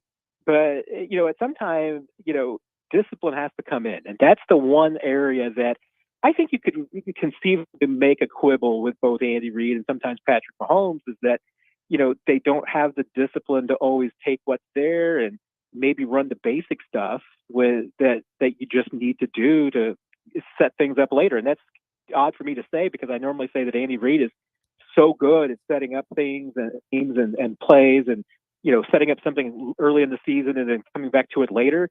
But sometimes in games, it feels like that they get a forest for the trees kind of thing and just kind of lose sight of the game plan and what they're trying to accomplish. How do they slow down Tyreek Hill? And do you think Mike McDaniel will truly target Tyreek Hill a ridiculous amount? Because I do. Yeah, I mean, I imagine that Tyreek has been pounding on Mike McDaniel's door and his desk all week and give me the ball. Tyreek wants it this week. This is a big game for him. And so it would not surprise me. I think they'll try to find every way. Obviously Dave Tobe seems to think that Tyreek's even going to want to try to return some punts. Dolphins list him as one of their punt returners, so maybe it's conceivable. I don't know if they'll go that route, but yeah, I mean, having covered Tyreek and knowing him and just what we've heard this week, I have absolutely no doubt that Tyreek absolutely wants to get the ball as much as possible. Do you think Willie Gay plays? I think it's definitely going to be borderline. I mean, it certainly, when the injury occurred, it sounded like it was going to be something that might keep him out a game or two. Andy Reid certainly didn't think it was necessarily something for injured reserve, but even when you're not able to rule that out completely, it says a lot about the injury itself. So I expect it to be a game time decision, and it wouldn't surprise me if Willie Gay did not play. Do you think Darius Harris will play? That's a much more reasonable chance, just because I think they'll probably need him from a special teams perspective. Last week they had to bring up Deion Bush because once they get Drew Tranquill playing a lot more snaps, they pull him off special teams. Now, if you're talking about losing not only Willie Gay's snaps, but having to use Drew Tranquill or Jack Cochran and Leo Chenal a little bit more on defense, then you're talking about cutting back their special team snaps. So, yeah, I think there's a better than even chance that we would see Darius Harris. And certainly if Willie Gay doesn't play, we will see Darius Harris. All righty, what concerns you more about this Dolphin team, the running game or the passing game? I mean, it is a pick your poison kind of thing, but from talking to the coaches and players this week, they've convinced me that the run game is what it makes everything work for the Dolphins, and that's what the Chiefs feel they need to stop. If they can stop the Miami run game, that it just makes their passing game that much more inefficient. And the key is that you have to be able to stop it without jamming the box. I mean, you can't put 7 or 8 guys in the box to stop the run. You need to do it with, only 5 or 6 top. You can't get too heavy, because if you do, it means you're probably, running a single high coverage on the back, which you cannot do with Dolphin speed. But the Dolphins help you out a little bit. I mean, and since they don't take a lot of deep shots, most of the offense is timing based. It's about getting the ball out quickly to all these guys with speed. So a lot of the throws are going to be close to the line of scrimmage and just let those guys work. But that's the case, you really need your front four to be able to get you a pass rush. You can't rely on blitzing because oftentimes the ball's going to be out of there before a blitz can get there. But you've got to set the edge. You cannot let these running backs get to the outside because once they do, they're just too dangerous in space. So this is a big game for guys like Mike Dana, George Karlaftis, Charles Omenihu. They're really going to have to win the outside. Clog up the passing lanes, but most especially bottle up that run game. Because if you can stop the Dolphins on the run, you generally are going to have some pretty good success against them. They need to be able to run to set up the pass. All righty. How many drops? How many turnovers for the Chiefs wide receivers? I mean, those are the two big focuses for this team this week. So, and they just can't have much of either one. I think if they have more than one turnover, they get more than two drops, I'd say they're probably going to lose. I mean, they need to bottle up both of those things. And I think you can still make a mistake or two, but you cannot have too many. And last week was definitely too many. And against the Dolphins, you definitely can't do that. I mean, 5 turnovers against the Dolphins would be like 10 against the Broncos. So they've got to eliminate those mistakes. And I think that they will be much more protective of the football this week than they were against Denver. But it's still going to come down to mistakes, and the drops have been a mistake too. Who do you got? What's your prediction? I am completely overcorrecting after taking my Chiefs' big win last week. So I still think that the defense can get this job done and hold Dolphins in check. It's just how much do I trust the offense to bounce back and have a really good performance. I'm going to be a little bit more of a skeptic this week because of what we saw offensively against Denver. Until they clean things up, I'm going to be more conservative. So I'm taking the Dolphins in a close one in this one, 24-21. One other game pick we have to get from you, Matt, now that I actually know how to read the football schedule in the college game. Your Tigers are taking on Georgia coming up tomorrow. Are they going to get the upset done? I am going with no, just so if they do, I can be ecstatic and pleasantly surprised rather than somber and depressed. But, and it's the final doubleheader for an SEC on CBS. Yeah. End of an era. So, Mizzou is kind of playing a little bit of history here. Last thing, are you a kraut guy? Like sauerkraut? Yeah. No. Hey, I hate sauerkraut. Oddly enough, coleslaw is like my favorite thing in the world. But yeah, I'm team coleslaw. Like I'm with you there. Sauerkraut's like one of my least favorite things in the world. I can't get by the smell. It's a little strong. No. Can't do it. No. Just, there's many ways to enjoy cabbage. That is not one way. Matt, I wish you the best of luck getting up. I will probably be up on Sunday at around 6 o'clock. So I wish you the best of luck. I was going to say, if I am up before the inactives come out at 7, it'll be a Matt, we appreciate it. Thanks, Matt. Take care, guys. That is Matt Derrick from ChiefsDigest.com on the Fleming Place Wine and Spirits hotline. Matt, found out. He's a bat like you. How cool is that? Coming up, we got our picks here, and then we'll talk all things Iowa State KU.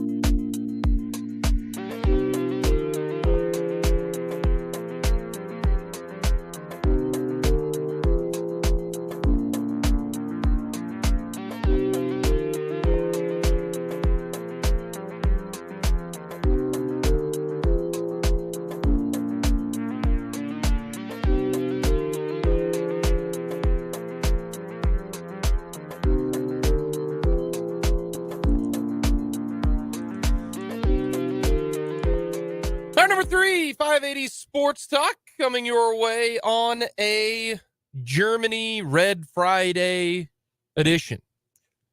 I'm excited for the game. We heard some German from Mitch yesterday. I knew one of the words he said to us. Sprechen Sie Deutsch? No, he used a couple other words. 9! I knew Danke. 9! That's thank you. That's no. Yes, I did know that. Yeah. German, very harsh language. It is. It is. You ever listen to much Rammstein? I thought it was Rammstein. I think that's the Americanized version of it. I mean, dude. Du hast. I'm 39 years old. Of course I've listened and heard of Du hast. Du hast. Mich. Love that song. Du hast mich good. I don't know what the words are, but I know it's a great song. But it's like, oh, yeah. Yeah, of course I've heard of that. The cover, like the art cover of the album, terrifying. Yeah, very scary. It's like a guy with a whole bunch of nails in his head. Yeah. Yeah. No, I'm 39 years old, Brendan. I know. When was it Rammstein was big, like that song was big when I was in high school, so of course I remember that. Yeah, when that came up. 1997 is when that song was released. Oh yeah. Yeah. Yeah, no, I mean they're metal, new wave German metal. That song does rule though. I need to hear that on a high school warm-up playlist one of these days. I think I did hear that somewhere. There are, you hear a lot of similar songs when you go to different stadiums. I will say, always give big props to the crew at Leicester Wetter Field at Shawnee Heights. There's multiple Metallica songs on their playlist, which I'm all for. From the text line. This is why we love the text line. Because the text line, at times, very smart. Other times, though. I'm not going to lie to you. Some of y'all are wild. Du hast means you hate in German. The song goes, you hate me if it's in English. Yeah, it's a... Yeah. Thank you for that text line. And we appreciate that. From the 785. Very industrial kind of sound to it. Dun, dun, dun, dun. Yeah. Oh, yeah. Great song. There. We're going to talk with Alec Busse coming up at the bottom of the hour. We got What Is Wrong With You today. We will get to that. All right, Brandon. Time to get the picks. Good week for you. Yeah, you guys actually gave me a loss. I had to amend it. I pushed last week with the Eagles. Okay, for what it's worth, Dan put that in. I did not tally the records. The Eagles pushed. They won by 7. Yeah. The line was 7. Yeah. No, that's push. That's fair.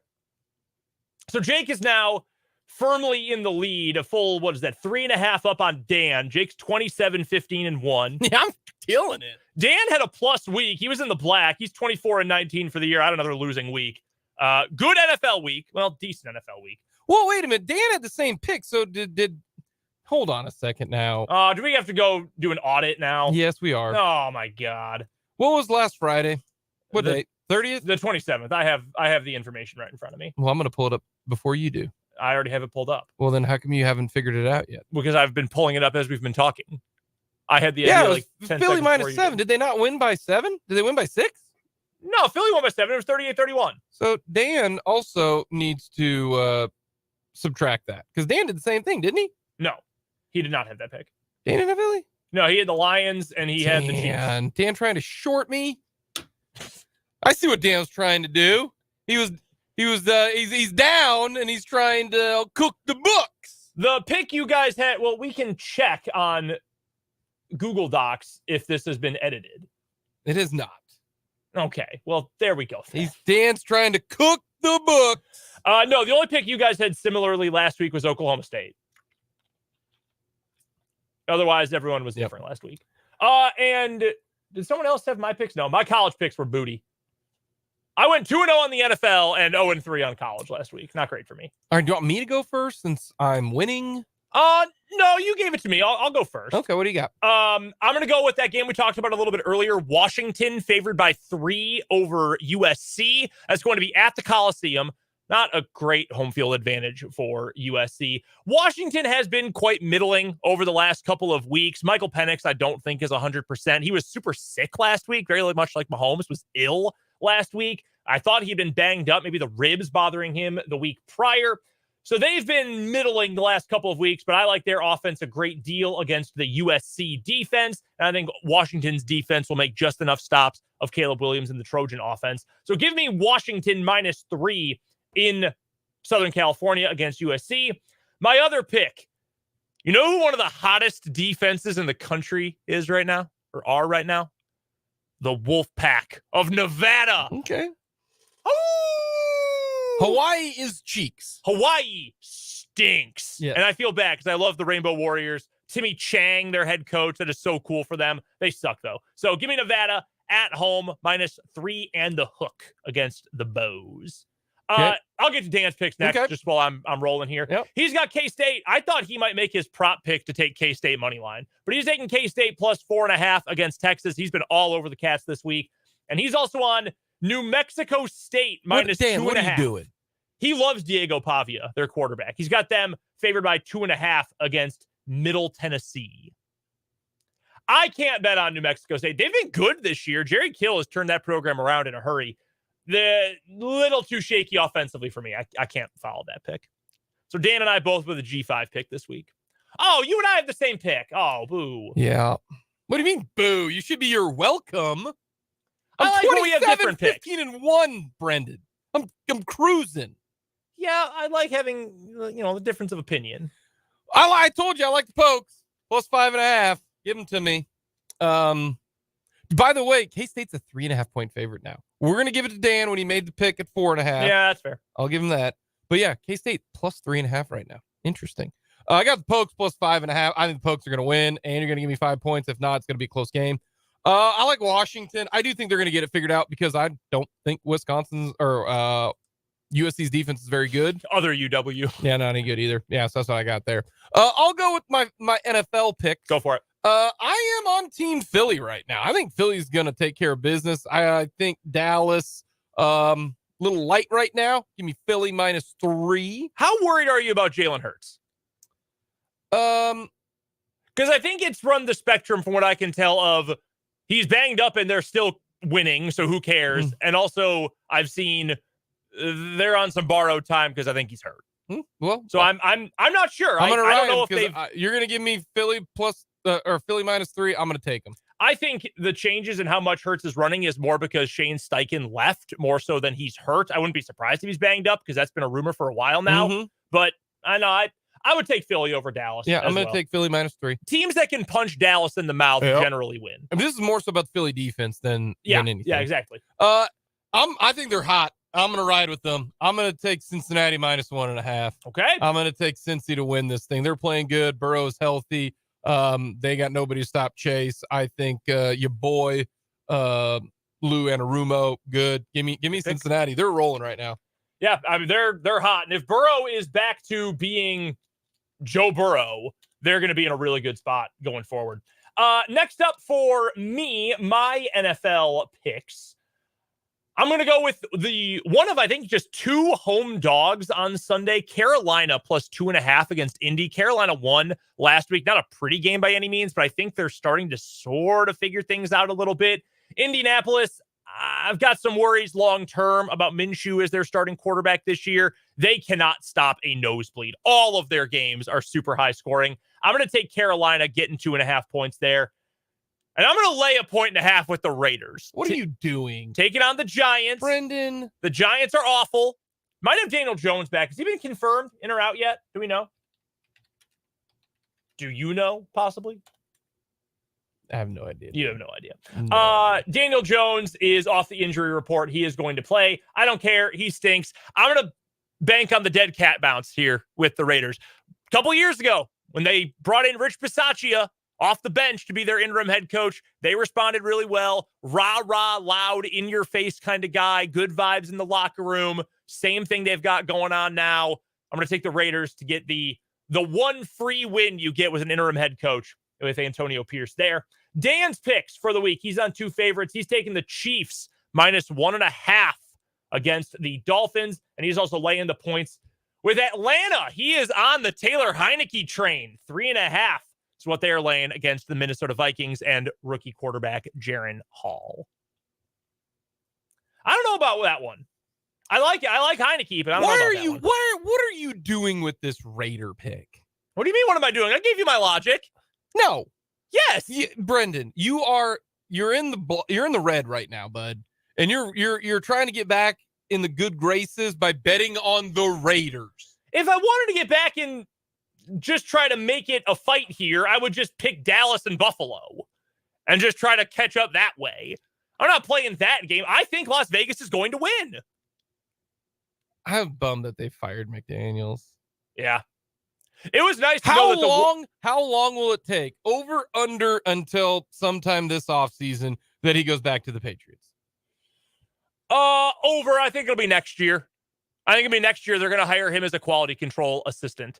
That's what I'm saying. Like he'll be on the Patriots staff for the 2024 season. Yeah.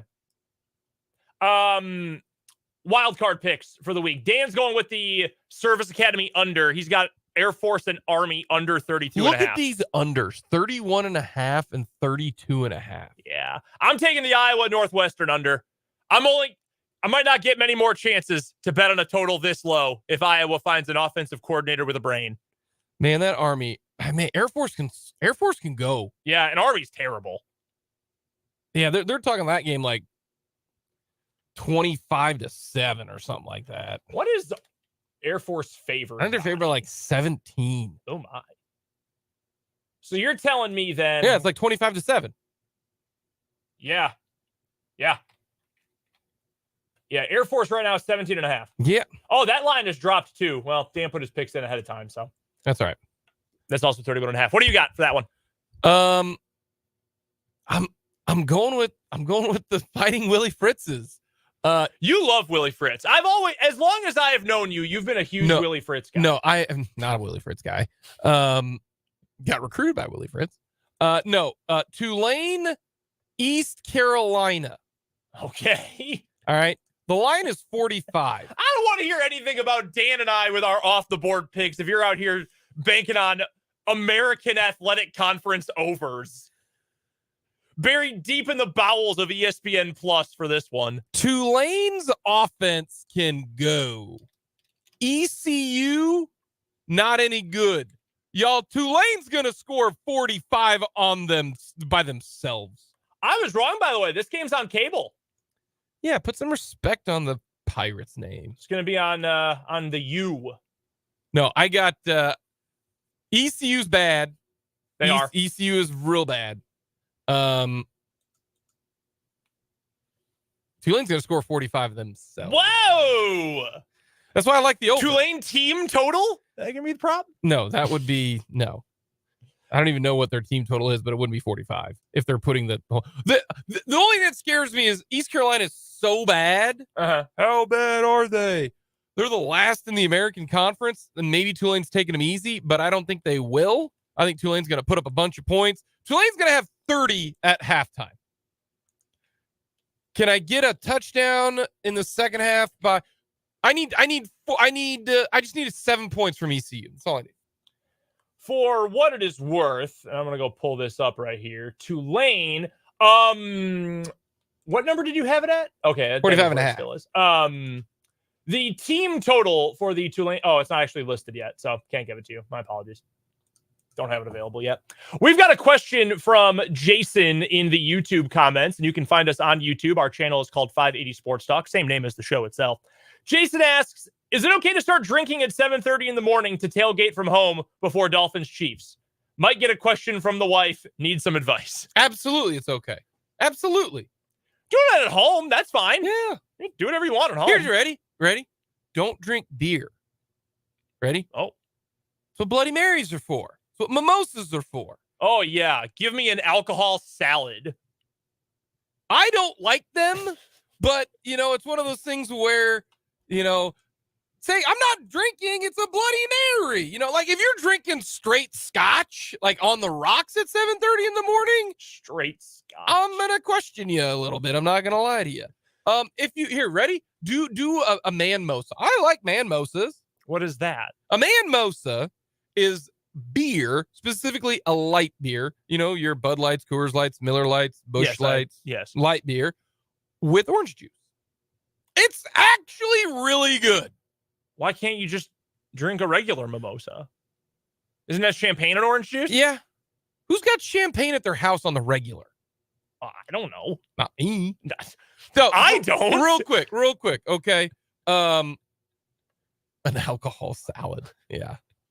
Here. It's Rhett, true. okay. Way too many leaves. I need someone right now to text in and tell me if you've had a mimosa.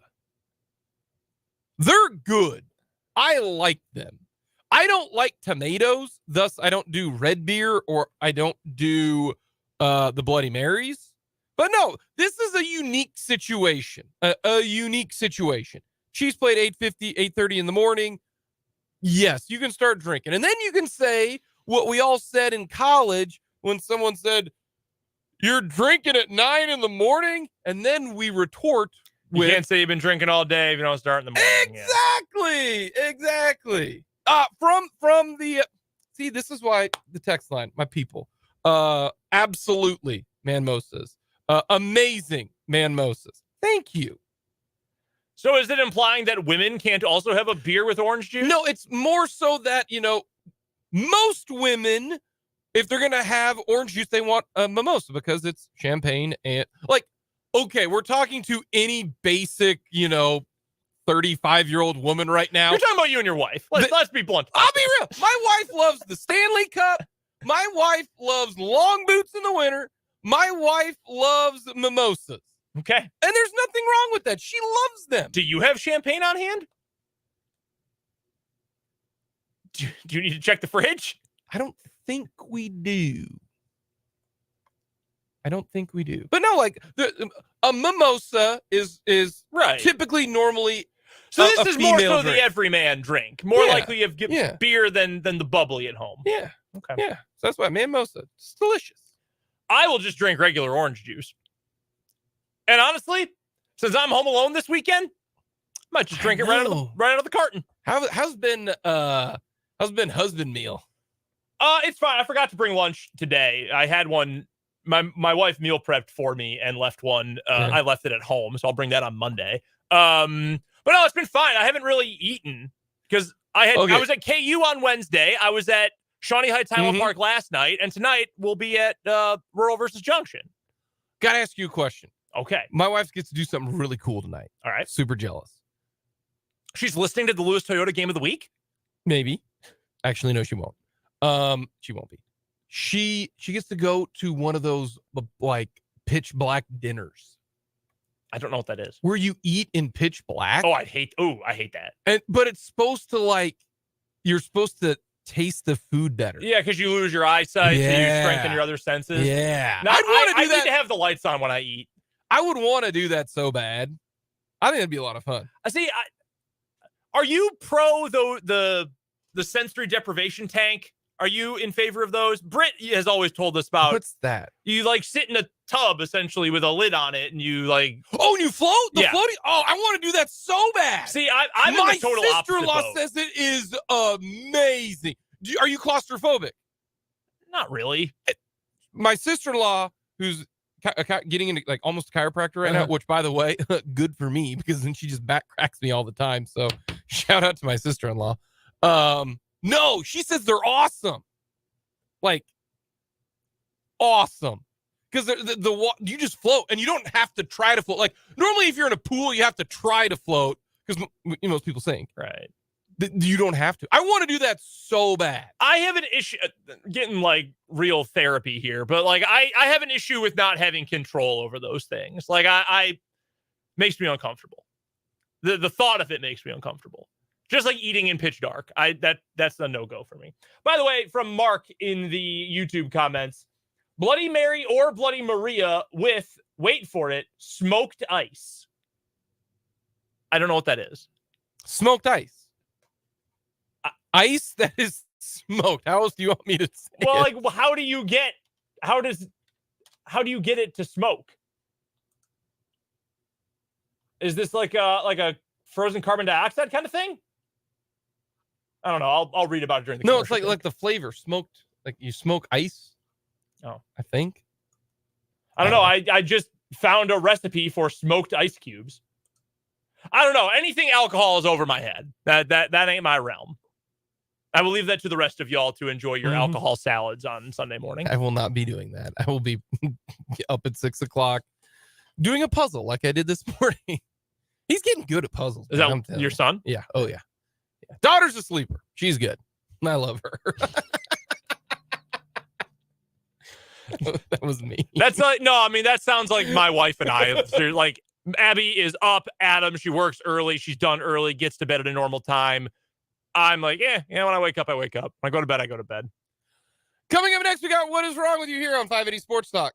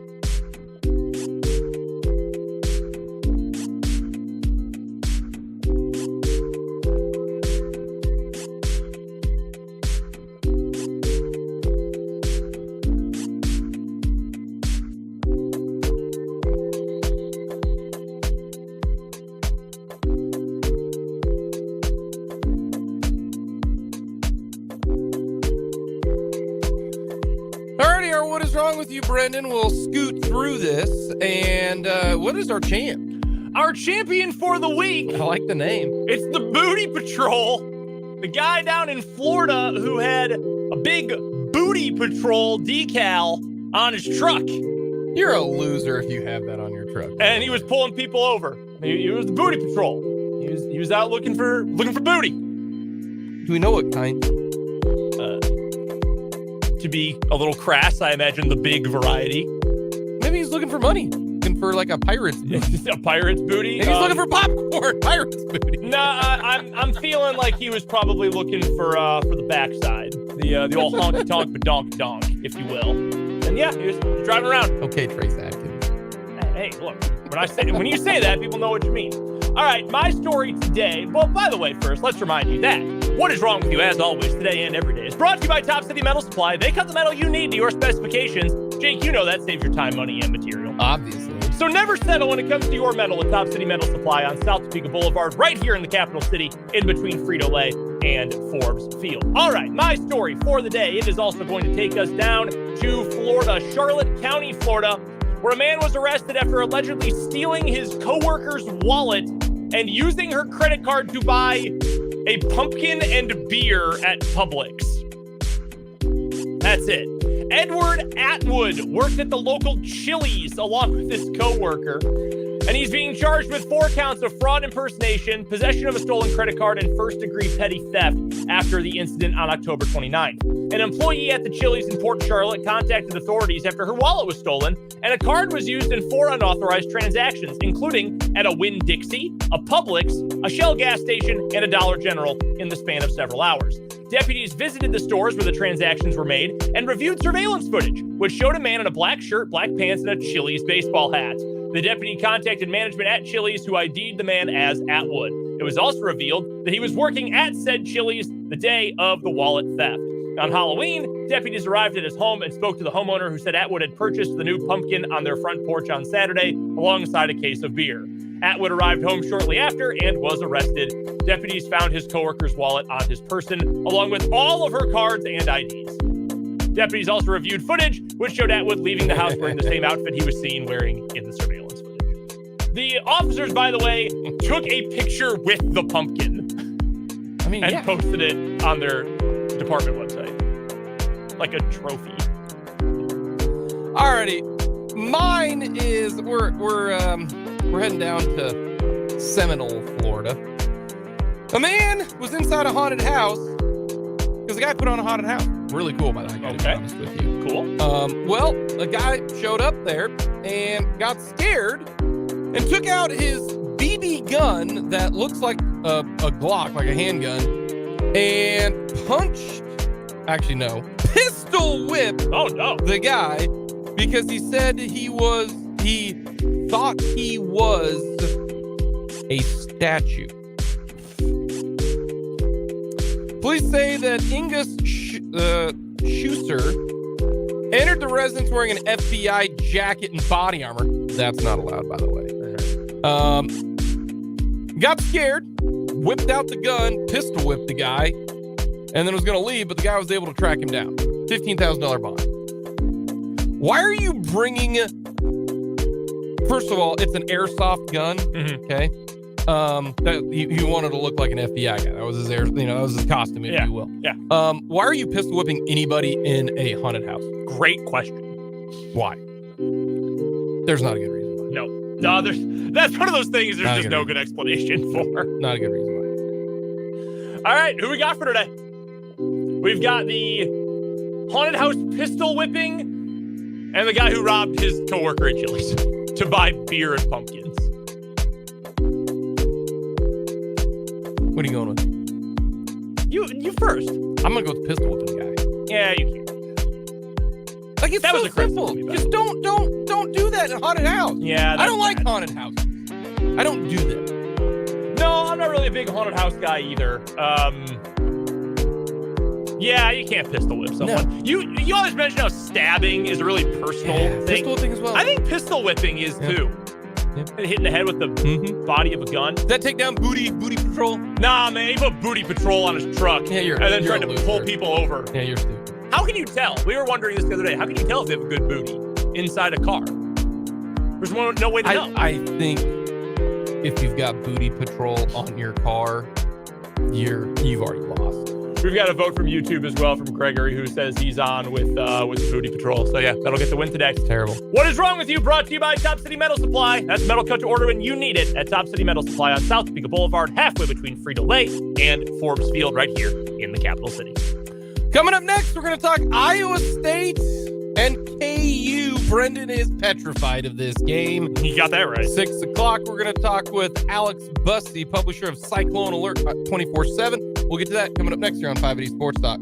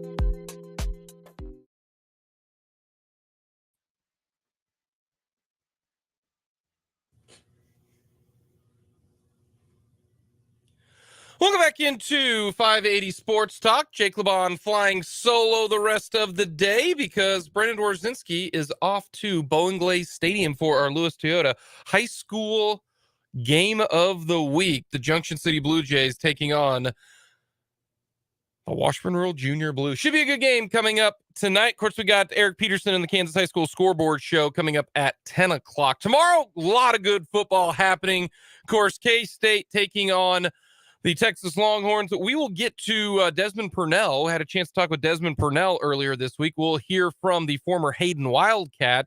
That's coming up at 11 o'clock. Pregame coverage at 9, kickoff at 11. And then in the evening time, it is KU taking on the Iowa State Cyclones. And the Cyclones right now are 4-1.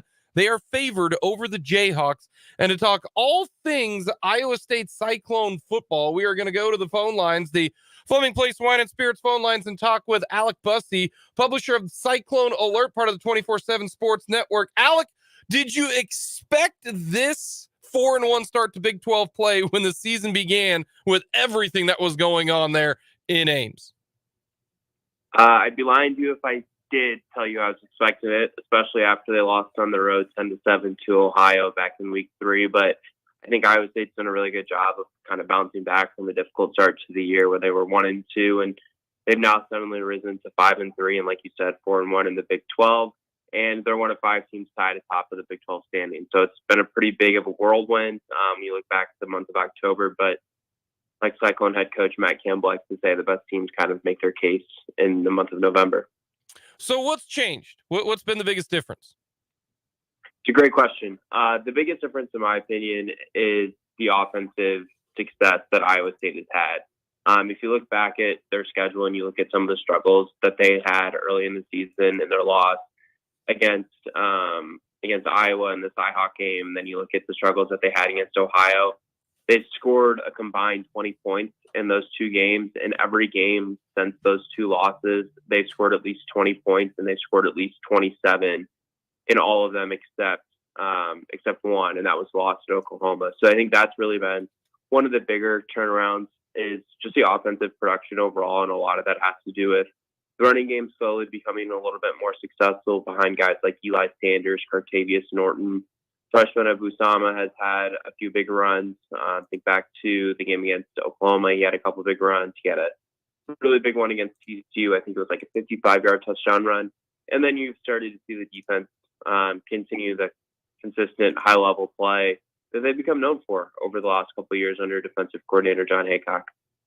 When you look at the offense, is it simply because the offensive running game, has gotten better, or you know what, they're throwing the football a little bit better late?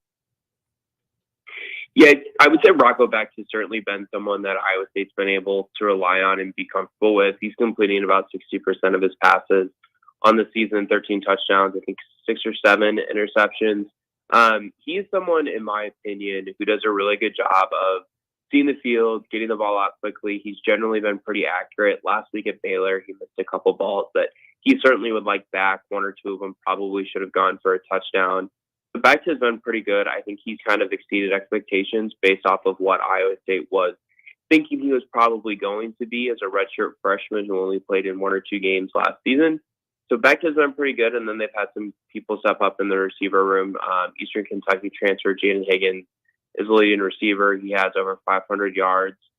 He had a touchdown last week on the opening possession. He would have had second one.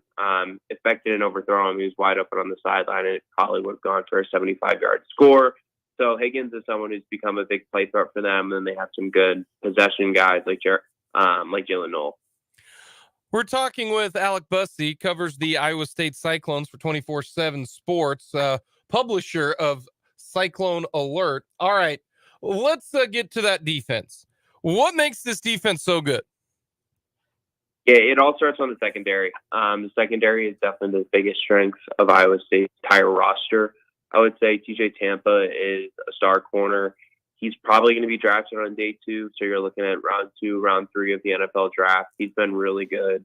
Bo Frailer at safety is the only player in the Big 12 that ranks in the top 15 of tackles and interceptions, so that's a pretty good pretty good tidbit on Frailer. He's someone who Matt Campbell calls the anchor of Iowa State's entire defense, and that's obviously some pretty good praise. But then you look at another safety in Jeremiah Cooper. He has 5 interceptions on the season. I believe that's second or third nationally. He returned one of those for a pick six. That was all the way back in week 1 against UNI on the first defensive possession of the game. So that was a good way for Iowa State to open the season. But even opposite Tampa, you have someone like Miles Purchase, who's a really good player and has been pretty consistent. If you exclude the game against Oklahoma, he was picked on a little bit by the Sooners. But it definitely all starts with the secondary. It's a really good group. It's a really talented group, and they've played really, really good football. When it comes to the last 3 games, Iowa State hasn't really played a whole lot of great teams. Baylor, no one's going to confuse them with being really good. Cincinnati's not any good. TCU, I mean, K-State made them look like a JV squad. You had a tough game against Oklahoma. Now, Oklahoma State, that's a really good win. That's the Cowboys' only loss. That might have been a different Cowboy team at that time. So do you look at this current group right now and say, this will be an interesting game because we'll actually be tested by the best offense that we've seen since the Oklahoma game? Yeah, so you bring up a lot of good points, but I think why there's still some skepticism nationally around the way this Iowa State team has played. They haven't really played anyone yet. I think they've certainly gone through the softer part of their 2023 schedule. When you kind of look at the way it's been set up, you talked about the people they played in October. Cincinnati's probably one of the worst teams in the Big 12. I think you can probably say the same thing about Baylor. Cincinnati's still winless in the league. I think Baylor's got 2 wins in the league, and they're both against teams who are winless in the conference. So they certainly beat up on teams that I think that they were probably expecting to beat. But I think we're really going to find out how good this Iowa State team is in the month of November because they play 3 teams who are ranked in the very first CFP poll that came out on Tuesday, and the 4th team they play, BYU. That's next week. Iowa State goes out to Provo and plays BYU. That's a 9:15 kickoff Central Time. So that's the after dark kickoff, and a lot of Big 12 fans are going to become really familiar with next year, I would imagine, with the 4 schools from the Pac-12 coming into the conference. So the last month is really difficult. I think you're probably playing. I would be comfortable saying that Iowa State's 3 best opponents are on the schedule in the last month. The one that gives me pause is Iowa, but their offense is so dreadful that it's really hard to it's really kind of hard to say that Iowa is one of the 3 or 4 best opponents on the schedule. And I think Kansas, K-State, and Texas would all at least play a close game with Iowa. So when you look at this matchup, Iowa State and KU, let's first start with Iowa State's defense since they are playing really, really well. KU's got a really good offense. They can run the football. Jason Bean at times can look like Dan Marino. There are times that he can look like, a freshman quarterback. So how do you see the matchup there? Is it you got to slow down the KU run game and deal with the pass game? How do you think Matt Campbell will handle that? Yeah, the one big key that I have for the Iowa State defense Saturday night is the way the linebackers play. This is a Kansas offense that obviously uses a ton of motion pre-snap, whether it's the 2 running backs, Devin Neal, Daniel Highshot. They'll even put Jason Bean in motion in the backfield and confuse defenses. And another thing is, not only do they use a lot of motion, but they're really fast. And I think that puts a lot of stress on opposing defenses because you have to be able to get to the edge and you have to be able to take good angles to make tackles. And I saw stats this week, advanced analytical stats, that Jason Beans ran faster than Tyreek Hill has this year in the NFL. So that kind of puts into perspective how fast Bean really is. And I know he was moving pretty well on the touchdown run last week against Oklahoma. So to me, it's the way the linebackers play. That's the biggest key for Iowa State, and making sure that their eye discipline is really good and they're taking really good angles to tackle ball carriers. Does this game have to be in the 20s for Iowa State to win this, you think? That's a really good question. I don't know if it needs to be in the 20s for Iowa State to win because Kansas's defense is one of the more suspect groups in the Big 12. I think it's probably a game that is ended up around the mid-20s, low 30s, I guess you could say. I picked Iowa State to win 27-23. So, if you're asking me from that perspective, I guess if it gets up in the upper 30s, the 40s, I do think Iowa State would struggle in that scenario. But, there hasn't been a team to put that kind of number on Iowa State's defense this season, except Oklahoma when they hung 50. back in the last week of September. But this is, like you said, the best offense that Iowa State's defense has probably played since losing to the Sooners. We're talking with Alec Busse. He covers the Iowa State Cyclones as the Cyclones taking on the Kansas Jayhawks coming up tomorrow, 6 o'clock. It's a night game in Ames in November. Not many people enjoy those. Iowa State fans definitely do. Brendan, my co-host, is a KU grad. He was petrified of this game. He doesn't think KU is going to win, coming off a big win against Oklahoma. Are you surprised that Iowa State is favored right now by 2.5 points? To be honest with you, no, I'm not. I think the line opened up right around that same mark, so it kind of makes a lot of sense to me that it hasn't moved too much. You talked about it being a night game. I think Iowa State's 8-3 in night games at Jack Trice since 2017, so that's obviously favorable for Iowa State. Ironically, one of the games that they lost was last season against Kansas State up here, and wonky things seem to happen at Jack Trice at night. Just talk to K-State fans about the Malik Knowles play up here a year ago. That comes to mind immediately. So yeah, I think it makes sense to me that Iowa State's a small betting favorite on Saturday night. We'll just have to see if Vegas ends up being right. So you got Iowa State winning? I do, yeah. I picked Iowa State to win 27-23 in our preview story that is up on the website right now. I think it's just one of those situations where Iowa State's at home. They've been playing really good football. And I think there's some aspects to Iowa State in the way that they've been playing that should lend them to having more success. But I think the biggest key in this game for Iowa State from an offensive perspective is being able to run the ball, control the time of possession, because if KU's offense is on the field for long stretches, I don't think that bodes well for Iowa State's defense. And that's certainly something that Kansas's offense has the ability to do. Alrighty, I got to ask a few questions about the head coach. After, a couple down years now this year, depending on how they finish, I mean, if they beat KU, Baylor, pull off an upset, and they end up close to 2 losses or 3 losses in Big 12 play, do you think Matt Campbell's there for the long haul? His time to leave is already gone and past him. How do you think his future at Iowa State ends up? Yeah, so this is only my first year covering Iowa State, so I haven't gotten a huge opportunity to get to know him personally and understand the things that motivate him personally. But you think back to the last 5 or 6 coaching carousels, Matt Campbell's name seems to be connected to a lot of jobs, and it's because he's done a really good job of making Iowa State a respectable program, much like Lance Leipold has at Kansas. And I think it's one of the reasons why you see Leipold's name pop up in conversations for the Michigan State job, as an example. I personally feel like if Campbell is going to leave, he may have left already. But maybe he has his eyes on 1 or 2 jobs that are really of intrigue to him. Maybe it's a really big job back closer to home. I mean, he's from Ohio. So maybe the Ohio State job is a job that he has had his eye on since he was a kid. I personally don't think Ohio State would ever go after Matt Campbell for various reasons.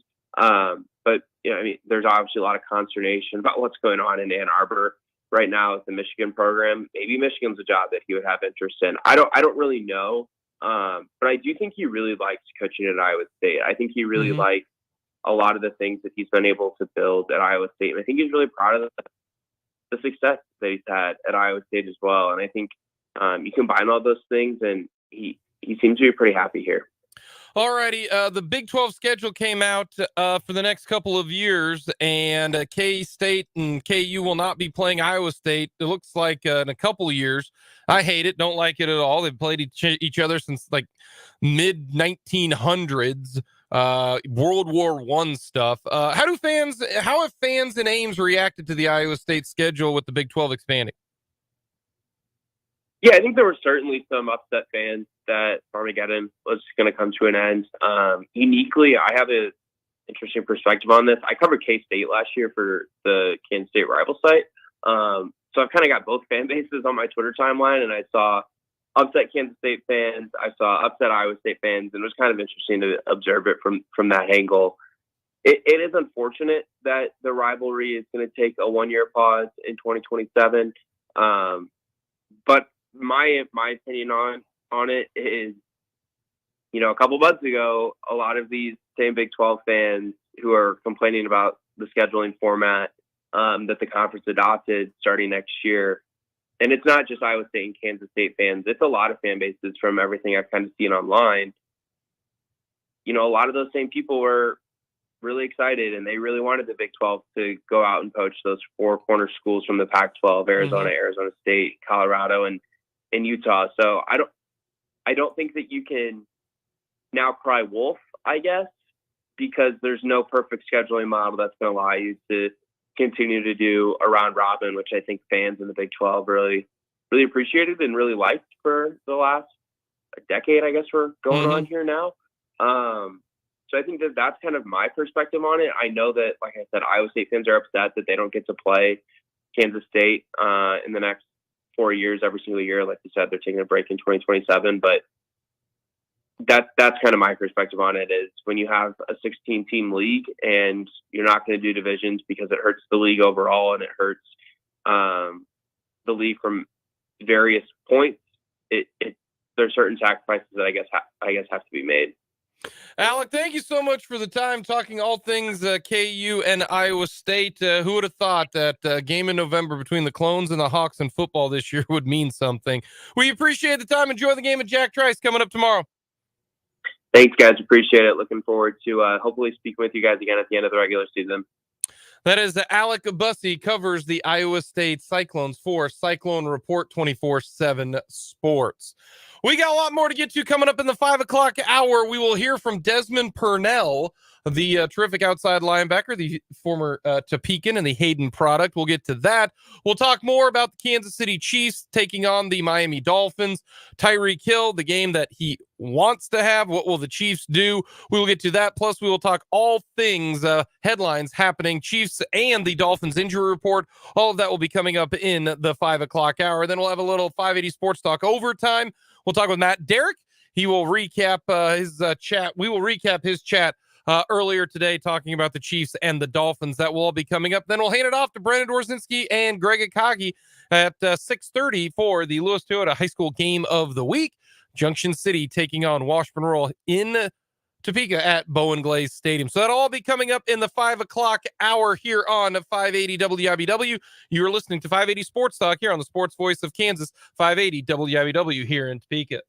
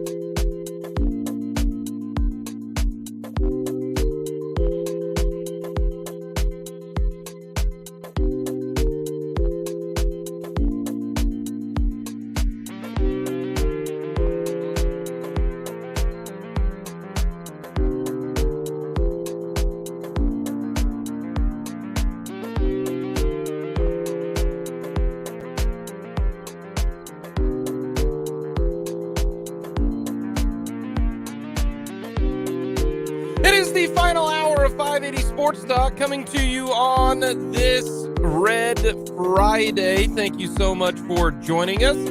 Jake Levon with you. Brendan Orsinski off to Bone Glaze Stadium. That's right. We got high school football coming up tonight. Afterwards, Eric Peterson and the Kansas High School Scoreboard Show.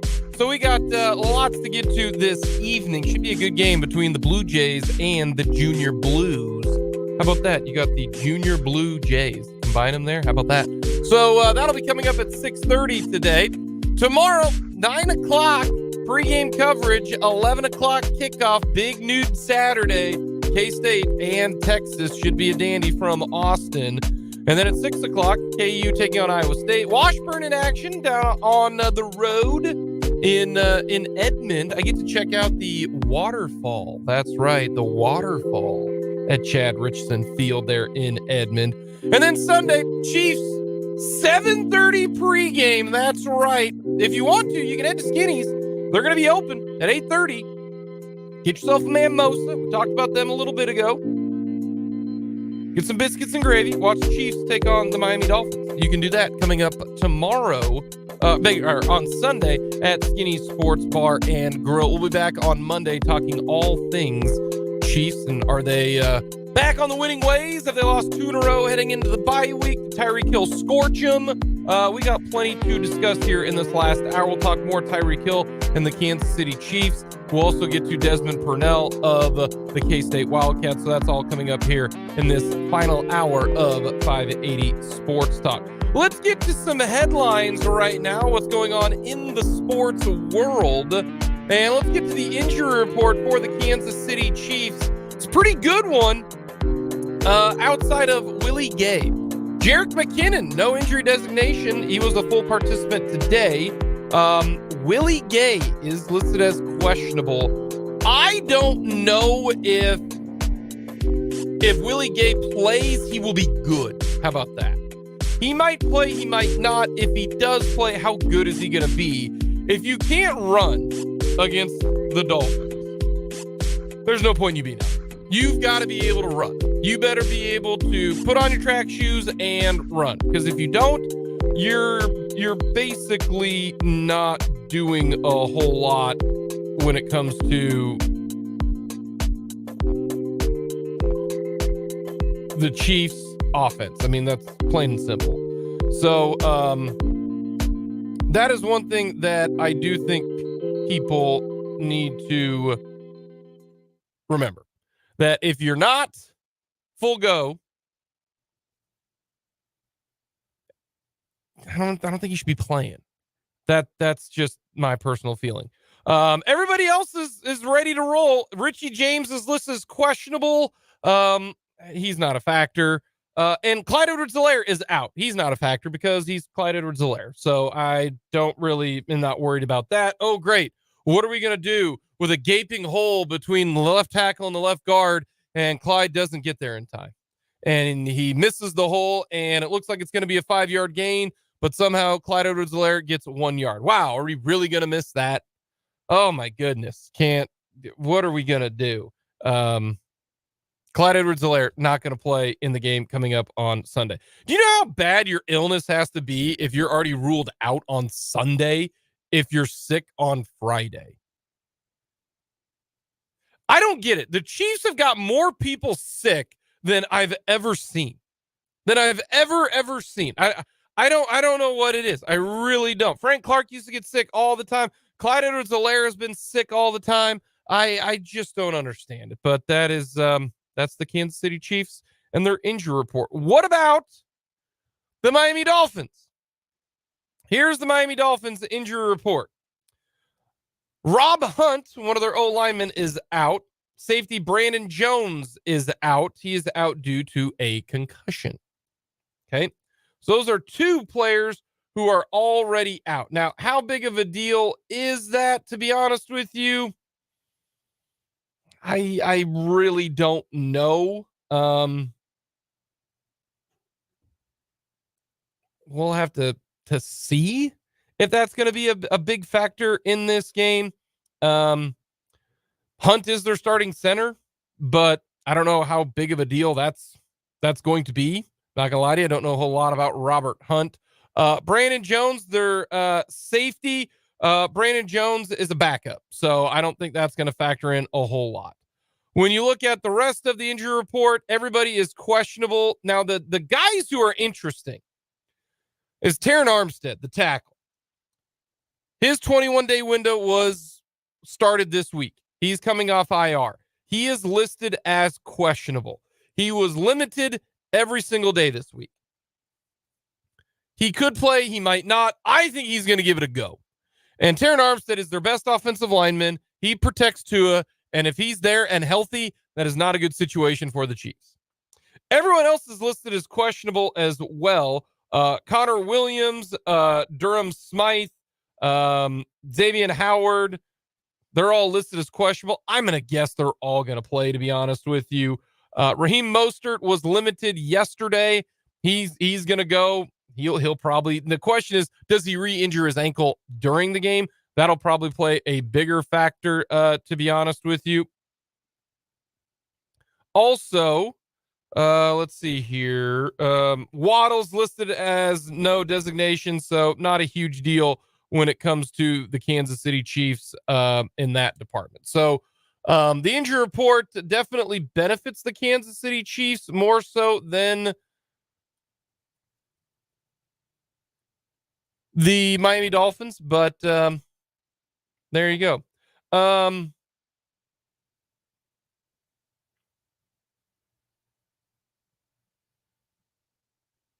Trying to see if we've got any other updates for the Kansas City Chiefs and the Miami Dolphins. It does not look like that is the case.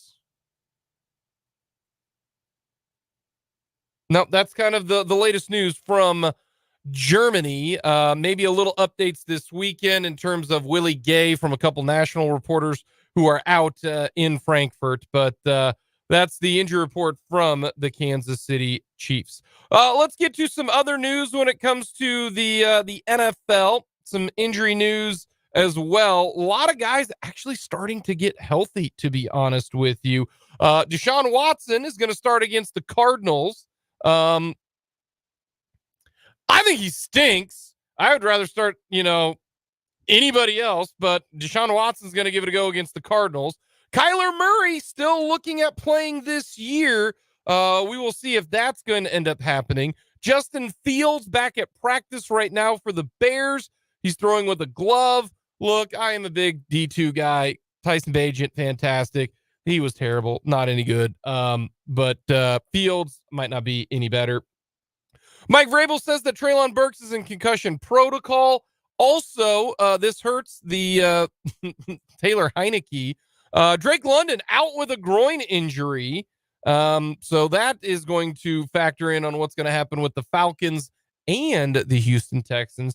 So those are some injury news for the NFL and what is happening today and going into this weekend. Of course, the Steelers found a way to get a win. That is incredible. Mike Tomlin just finds ways to win games. That is all I can explain. There's no, I don't think Kenny Pickett is that good, but he wins with Kenny Pickett. There's no other way to talk about that. So that's kind of the injury news for the Kansas City or the NFL, along with the Kansas City Chiefs and the Miami Dolphins. Some other news happening around. Bill Self spoke to the media today. Of course, KU was in action last week against the Pittsburgh State Gorillas. They're gearing up for their first game this weekend. Bill Self mentioned that the number one rankings don't mean anything. Not a surprise. Bill Self, not a huge guy of rankings outside of some recruiting stuff. Also wants his freshman, El Marco, to just go play. Says if he screws up, that's all right. Give her a hell. Wants the energy to be a little bit different. This is a big reason why. Because someone asked me the other day, well, how come KU and K-State aren't playing two exhibition games against the Division II schools, the state schools? So most of the time, it's Emporia and Washburn and Hayes and Pittsburgh State, that type of thing. Well, the reason why is they don't quite get as much out of the games that they would do in the scrimmages. And that is why you're seeing them go away from the 2 Division II games, because they don't, just like Bill Self says, he wants it to be a little bit more energy from his team in the game coming up. Also wants the crowd to be more into it. That's not a surprise either. Try to get amped up to play an in-state Division II school. The crowd's not going to be excited. Know a few people left a little bit early, but that's to be expected. What also helps is that, it's a home game. 16-3 are there. You make a little bit of money if you are KU when you host a game like that. So the actual on the field, Bill Self says they need somebody who can shoot the football or shoot the basketball. They need to find a guy who can put the ball in the hoop. That was evident in the game on Wednesday. You got to find somebody who can put the ball in the hoop if you are Kansas State from the 3-point stripe. That is something that's got to happen if you are KU and you are looking at making a deep run. So that is some news there. No update on Naquan Tomlin. I think you really can't expect to see Naquan Tomlin in a Kansas State uniform this year. And if it is, we are talking extenuating circumstances ended up happening. So that is some news when it comes to the Big 12 side of things, when it comes to the headlines happening today. Earlier today, the Texas Rangers had their World Series parade.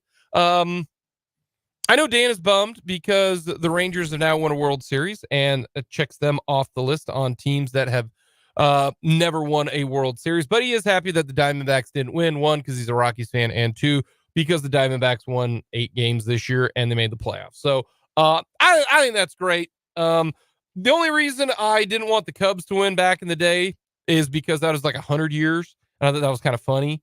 I've told Brennan that before. I was rooting against the Cubs. I wanted Cleveland to win, so that way you can say, hey, the Cubs haven't won one in 120 years, that was kind of the only reason why there. But because the Rangers have, it's not been 100 years since 61 when they started. The Rangers got to win. So I think that's cool too as well. So that is a look at some of the headlines going on.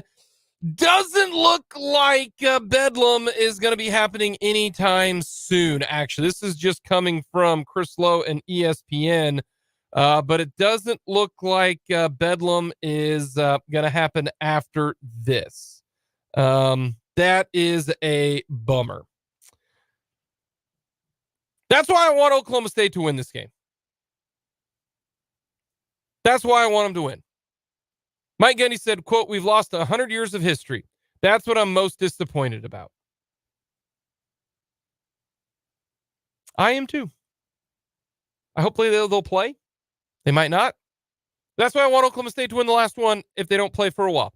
Just like I wanted KU to win the last one in basketball when they beat Missouri. And it was a clean block from Thomas Robinson. Phil Pressey, deal with it. Really want Oklahoma State to win that one.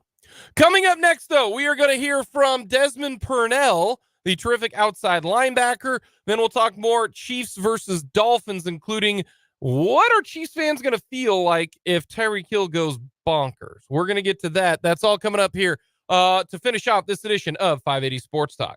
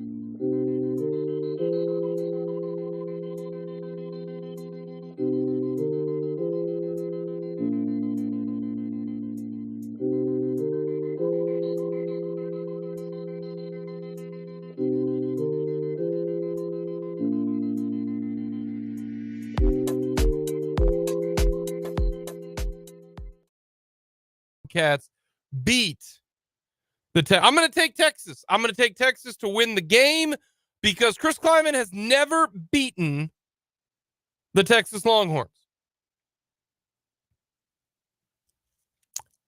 You got to beat him.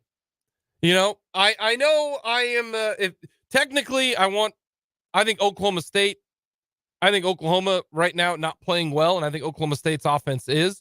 So it's kind of inverse, you know, because Oklahoma always beats Oklahoma State. So, Jake, you should pick Oklahoma. Texas always beats Kansas State, so you should always pick Texas. But the last couple of games, Texas has had K-State's number. I'm going to need to see him prove it. Now, will I be surprised if K-State wins? Absolutely not. I will not be surprised if K-State wins. I think K-State can win this game, but I'm going to go with the Texas Longhorns at home. I'm going to take KU because I don't know if Iowa State's that good, to be honest with you. I do know who is good, and he is Desmond Purnell. Desmond Purnell can flat out play. He has had a terrific season thus far. He's been doing it all. He's been intercepting passes, forcing fumbles, recovering fumbles, sacking the quarterback.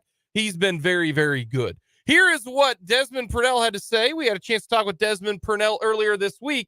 Here is the QB, or excuse me, the defensive back for the K-State Wildcats. Welcome back to 580 Sports Talk. Brendan Dworzinski, Jake LeBon here with you this afternoon. Coming up on Saturday, the Kansas State Wildcats will be back in action. And to talk all about the 25th ranked Wildcats, we welcome in Desmond Purnell, standout linebacker and Topeka native as well. Desmond, take us back over these last couple of weeks when you guys have been playing as well as any team, at least in the Big 12, if not in the entire country. What's been clicking so well for you guys over these past few games? Just making sure that we all just go out there and not focus on making mistakes, making mental mistakes. We understand that what everybody else is doing around us, and everybody just cutting it loose and just playing for the Power Cat that plays and name on our back. You guys shut out Houston this past weekend. It was the first time Houston had been shut out since the year 2000. Now, I'm not sure. I believe you were born after the year 2000, Desmond. What is that like to hear that you guys did something that literally has not been done in your lifetime? That's really cool how we were able to do that, and that's only because that we played as a true team. We didn't care about individual stats. We're just playing as a whole unit, and yeah, I mean, I was born in 2003, so it's really crazy. It's just amazing how we just stuck to our process. We didn't get too far ahead of ourselves and just stay consistent. These last couple of weeks, not allowing a single touchdown in the last two games against two teams that are well coached and talented and all of that. What does that do for your confidence as an individual and for the confidence of this entire defense? No, dang, if we can shut out teams like this, I mean, what can't we do at this point? Yeah, for sure. Just, I mean, those are great achievements, and we also know that through our film study and through practice, we can always be better than that as well. Just making sure we stay to our one-play mindset and not get too far ahead of ourselves. All right, so I've got to ask about you as an individual and what you've done over these last couple of weeks. I've got your numbers here, Desmond, since Big 12 play started. Got, I believe it's 21 tackles, a couple tackles for loss, a sack, a forced fumble, recovered fumble, interception. I mean, you have been doing everything on the defensive side of the ball these last few weeks. Well, we talked a while back. You had just sort of taken over this starting linebacker role, and it was right after Deuce Green had gotten hurt earlier in the season. Now that you've settled in a little bit more, does it feel like things are slowing down a little bit for you? Yeah, I feel like, I mean, ever since the first game, I feel like I've just been getting more and more comfortable with everything that's going on around me. And just also with the help of Austin, and then Deuce still being around, helping and guiding me to understand what's going on.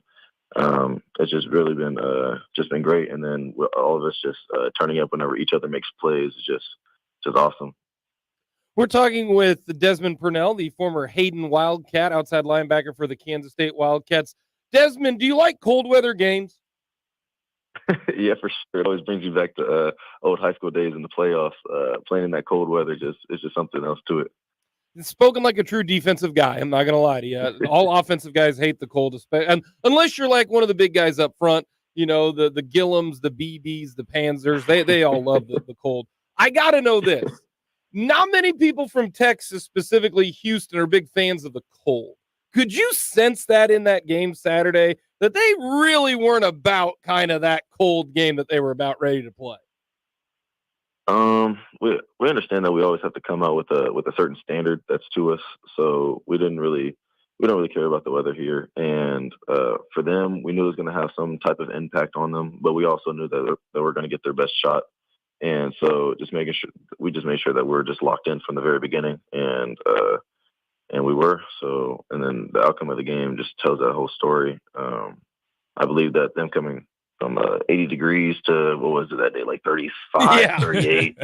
It just, I mean, that has an impact on a lot of people, but thank God that we're just prepared for that moment, and our coaches did a great job preparing us. I don't remember. I'm trying to think. Are you a sleeves guy when you play, or are you not a sleeves guy when you play if it's cold? Usually I just have like my leg long sleeves on, but I usually have nothing on my arms. So you're just a tough it out, I'm always moving, I get hot the entire game type of guy in the cold. Yeah. I know I'm gonna be able to get active and get my blood going. Alrighty. Also, I gotta ask a few questions. When you were graduating from Hayden, you're playing free safety for the Wildcats. Did you ever think you'd be playing outside linebacker for the Kansas State Wildcats? Did you think that you would stay kind of as a safety instead of an outside linebacker who's mixing it up with offensive tackle? Well, my junior year in high school, I also played I played a little bit of outside linebacker, just going back and forth between that and safety. But I mean, I didn't really have an issue with switching at all. I mean, it's just took a little bit more time just understanding this new position. But I mean, ultimately, I didn't really have any issue with going down and playing linebacker at all. What's the hardest part about playing linebacker in the Big 12? Definitely the bigger old lineman coming after you. Just those big dudes, they're just all goes out to them. Those dudes are big and athletic. They really get after you. Have you ever gotten? We all saw the video on social media of Cooper Beebe sending another man into a different realm. Have you ever gotten that by Cooper in practice before, whether that's in fall camp, or spring ball or anything? Has he ever got you one time where you're like, man, I was on the track when the train was coming through? No, whenever I see Coop coming through, I make sure to either get my leverage really quick or just get out the way, because that man is something else for sure. All righty. Few other questions I've got for you before we get into the Texas Longhorns. This is something that I've been dying to know. Everybody talks about Avery Johnson's speed. Is he the fastest guy on the team? Because the one of the television broadcasts said that he was the fastest guy on the team. I gotta know, you're the one trying to track him down. His angle is a little bit different than when you're trying to go after Will Howard. His burst is a little different. So is he the fastest guy on the team? I can't really remember the numbers exactly, but I know he's definitely up there for sure. And if you don't get the correct angle on him, he's going to be gone in an instant. So him being he's definitely one of the fastest. I'm not going to lie about that one. Yeah, he's definitely one of the fastest. He gets out of there pretty quick. When you're on the sideline, Desmond, and you're watching him racing against someone else's defense, do you ever see a play like that and go, yeah, I know what that's like. I'm glad I'm not out there trying to catch him this time. 100%. I had to go the entire spring ball and fall camp trying to chase him down. Yeah, whenever I see him just out there just balling like how he usually is, I'm like, yeah, nobody's going to be able to catch him once he goes. We're talking with Desmond Purnell from the Kansas State Wildcats. All right, you take on the Texas Longhorns. Is this a game that you guys kind of had circled prior to this season, knowing that Texas was going to be, ranked high to start the year? Like, is this one that you guys have been focusing on? I mean, it's always been in like the back of our minds a little bit, but we never really like focused on it too much because we have to focus on what's in front of us. And now that the moment's here, we're diving more and more into film, and we're realizing just how difficult this opponent will be and how good we have to be on all three aspects of the football game. But Texas just we know every single year we've had some issues with them the past few years, and getting a win there would be huge for us. Well, when you say we've had some issues in the past, what do you mean by that? Just like I can't remember, but we've had a little bit of a losing streak against them. Mm-hmm. So just make sure we go out there and get a win. That'd be huge for this entire university. When you remember last year's game, Do you take much from last year's game going into this year's game, even though, Bijan Robinson's not there? He's playing on Sundays with the Falcons. Or do you look back at that film and you can learn something from it? Kind of a little bit of both. I feel like they did a great job replacing Bijan with their new running back that they have, and then also what we got beat on last year, they're probably gonna try to come back to this year. So make sure that we learn from our mistakes and just capitalize on it. Just a couple more questions for Desmond Purnell, outside linebacker for the Kansas State Wildcats, joining us here on 580 Sports Talk ahead of this Saturday's matchup between K-State and Texas, 11 o'clock kick. You can hear that game right here on 580 WIBW. Texas, Desmond, is likely going to have Malik Murphy starting at quarterback, not Quinn Ewers. And Ewers has some NFL hype behind him, and everybody knows what he is at this point. But against someone who's less experienced, has been out there less, like Malik Murphy, there's not as much tape on him. What are some of the things you have to prepare for from a quarterback who not a lot of people have seen a lot from? Just be prepared for the unexpected. Honestly, I know he has a few games underneath his belt and everything like that, but there's always something that can happen in our game for sure. And just not doubting him at all. Just make sure that we're on our A game, because I know that they will be for sure. Games down in Austin, they are always amped up. That's a wild, rowdy crowd. It's a gigantic stadium. If I'm not mistaken, it's the biggest one in the Big 12. Do you feed off of games like that? We talk to defense players all the time who say, yeah, we love the energy. We love when people are angry at us, when they hate us. We really feed off of that thing. Are you like that? Do you kind of feed off of that rival fan energy? Yeah, for sure. It's always something else is going to another person's just a home, and then the fans, the opposing team's fans, is always trying to get after us, get into our heads. As a defense, we really come together. As an entire team, we come together, and it's going to be definitely, what was it, like 100,000 versus all of us. So we're ready for it at all times. All right, last thing I've got for you, Desmond. We've talked a couple of times about your hometown. Have you been talking to Coach Arnold at all? Have you paid attention to much to what your alma mater, Hayden, has done this season? Yeah, for sure. I always keep an input on my phone, and then I'll obviously, like, through Twitter and everything, I can see the scores updates. And him and I, we text every few days, and he always asks me, like, what else can I tell the team? I mean, I just tell them just to make sure they don't get too far ahead of themselves, and that I'm always watching, and I know that they'll do great this year. I was going to say 3A is pretty deep. Hayden going to bring it home this year? Yeah, for sure. I believe in my boys. Love that. Desmond Purnell starting outside linebacker for the Kansas State Wildcats. K-State will take on Texas coming up Saturday in a game you can catch right here on 580 WIBW. Desmond, always appreciate the time, man. Thanks again for hopping on with us, and best of luck against the Longhorns coming up this weekend. All righty. Thank you so much for the opportunity.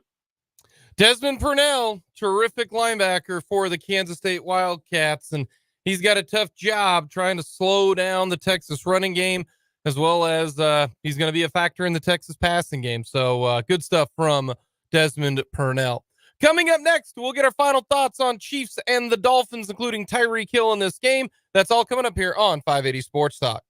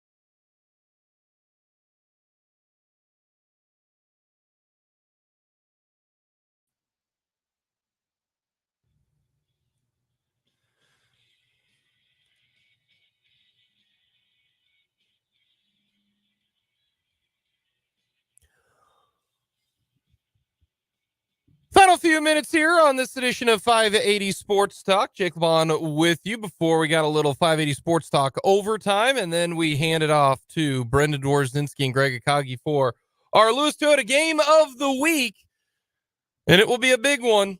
Junction City and Washburn Rural trying to get to the quarterfinals. Big game. Shout out to the Shawnee Heights T-Birds. They took care of business yesterday over Highland Park. They are advancing to the 5A state playoffs. Do you want to catch all of the recaps and scores tonight? The Kansas High School Scoreboard Show from 10 to 11 right here on 580 WIBW. Eric Peterson will have all of the recaps going on. The Chiefs take on the Miami Dolphins, and it'll be interesting to see how Chiefs fans react to Tyreek Hill,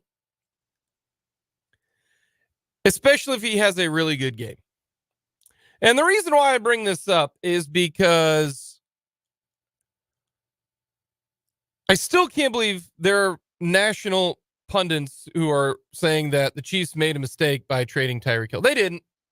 They won a Super Bowl last year. Anytime you win a Super Bowl, it's all that matters. So, no, they did the right thing. It worked out for both. Tyreek Hill got his big giant payday, and Tyreek Hill is playing at a MVP level for the Miami Dolphins. I have no issue with Tyreek Hill wanting to leave for as much money as he possibly can. That was his MO. I have no problem with it. I have no ill will towards Tyreek Hill, none whatsoever. He wanted to go where he could make the most money.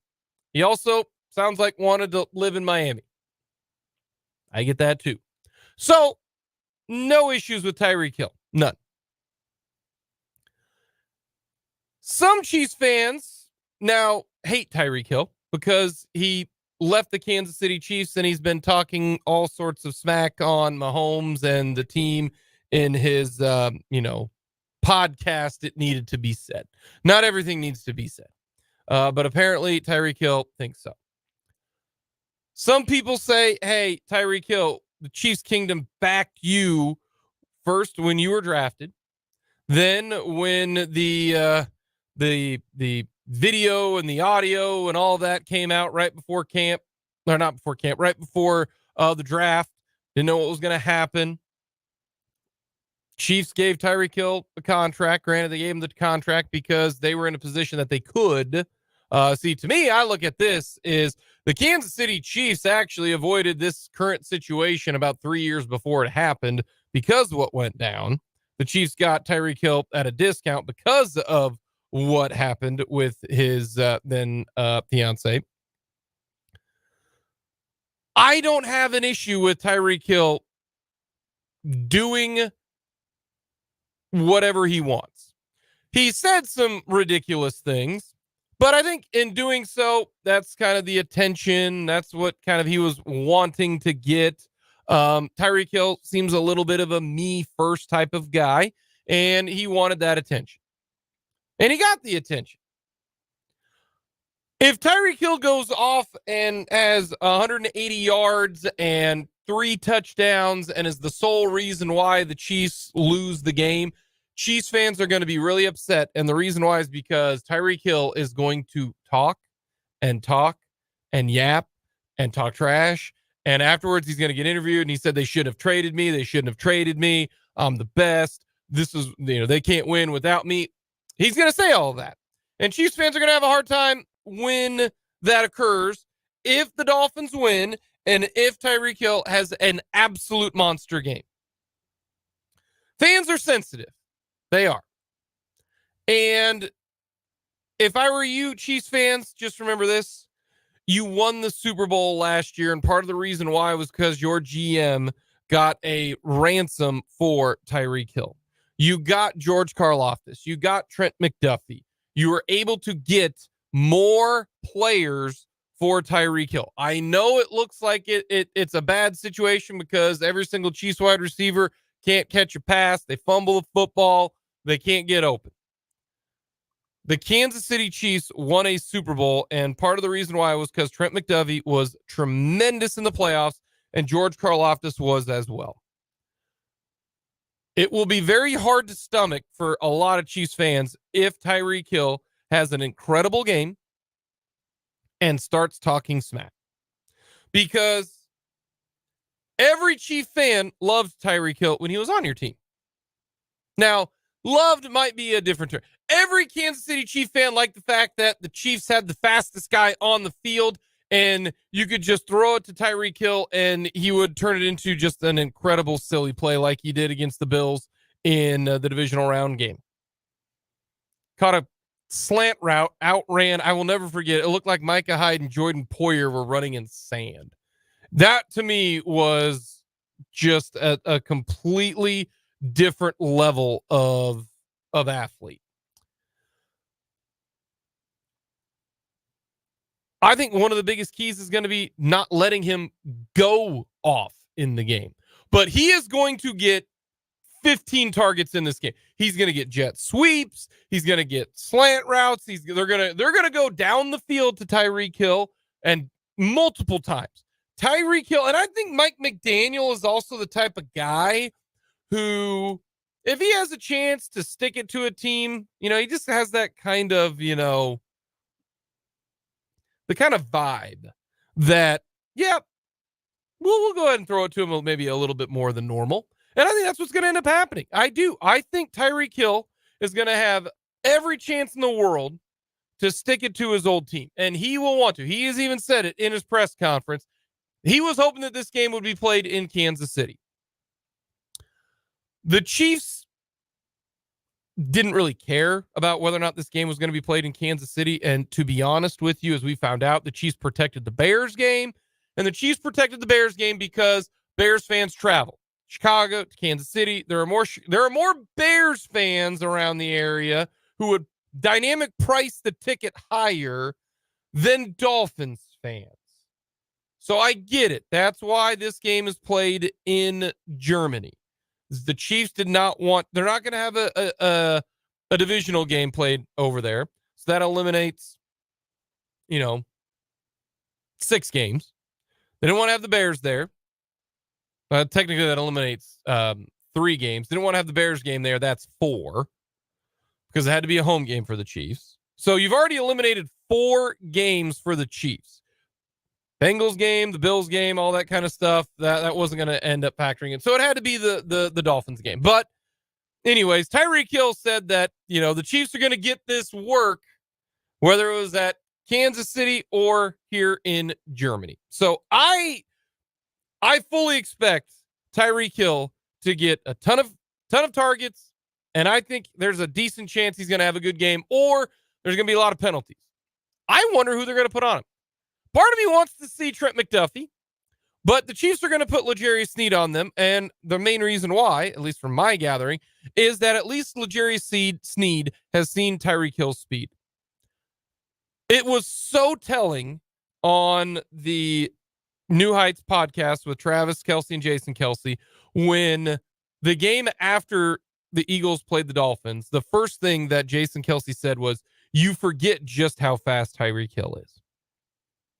And Travis Kelce is just laughing and smiling, going, it's like a car zooming by you and you're on the interstate and you're like, wow, that car's got to be going like 95.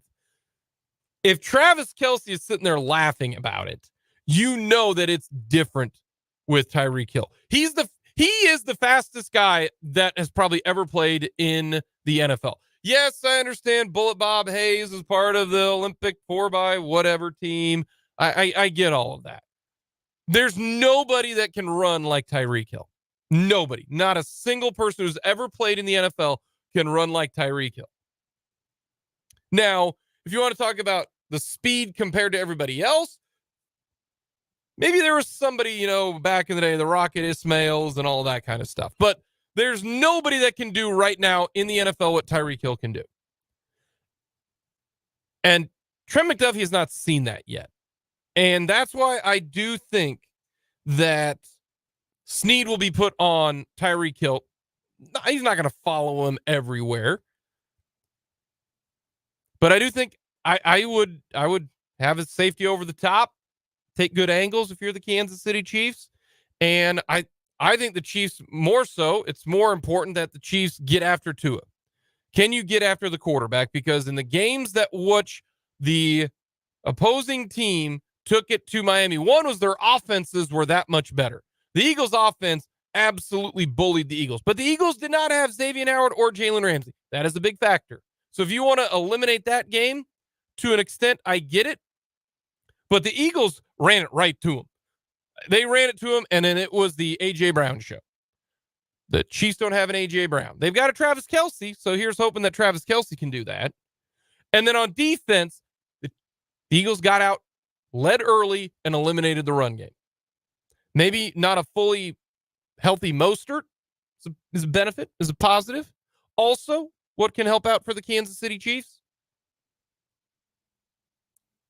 Your pass rush gets to Tua. That is a huge, huge factor for the Kansas City Chiefs. I think the Chiefs are going to win just because Patrick Mahomes doesn't lose 2 games in a row, although this offense is not the same as it has been in the past. To me, they're going to, if they do lose to the Dolphins, it will be because the offense doesn't do its job. I have yet to see this Chiefs defense play an absolute stinker. They've gone 8 games without playing a stinker. I don't think the Chiefs defense is going to all of a sudden implode. I really, really don't. So this will be all about the offense. And if I got to bet, I'm going to bet on 15, and I'm going to bet the Kansas City Chiefs find a way to get it done. Coming up next, we'll wrap things up, though, with the final word.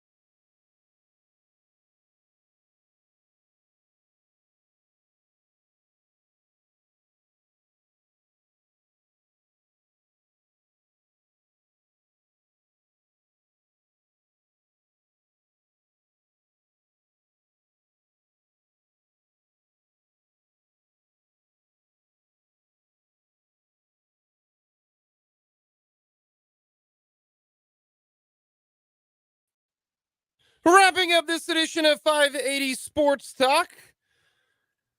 Should be a lot of fun tonight. The Junior Blues taking on the Blue Jays. That's right. We will go to Brendan Dworzinski and Greg Akagi coming up at 6:30. A little Well, 580 Sports Talk overtime. We'll talk with Matt Derrick, talk a little bit more Chiefs and Dolphins. Then we will get to Brandon Dorzinski for pregame with the Washburn Roll Junior Blues taking on the Junction City Blue Jays. My final word will be for this. This is one of the biggest weekends for KU and K-State on the football field combined when they're not playing each other in a long, long time. KU has a great opportunity because KU's toughest games the rest of the way are Iowa State and K-State.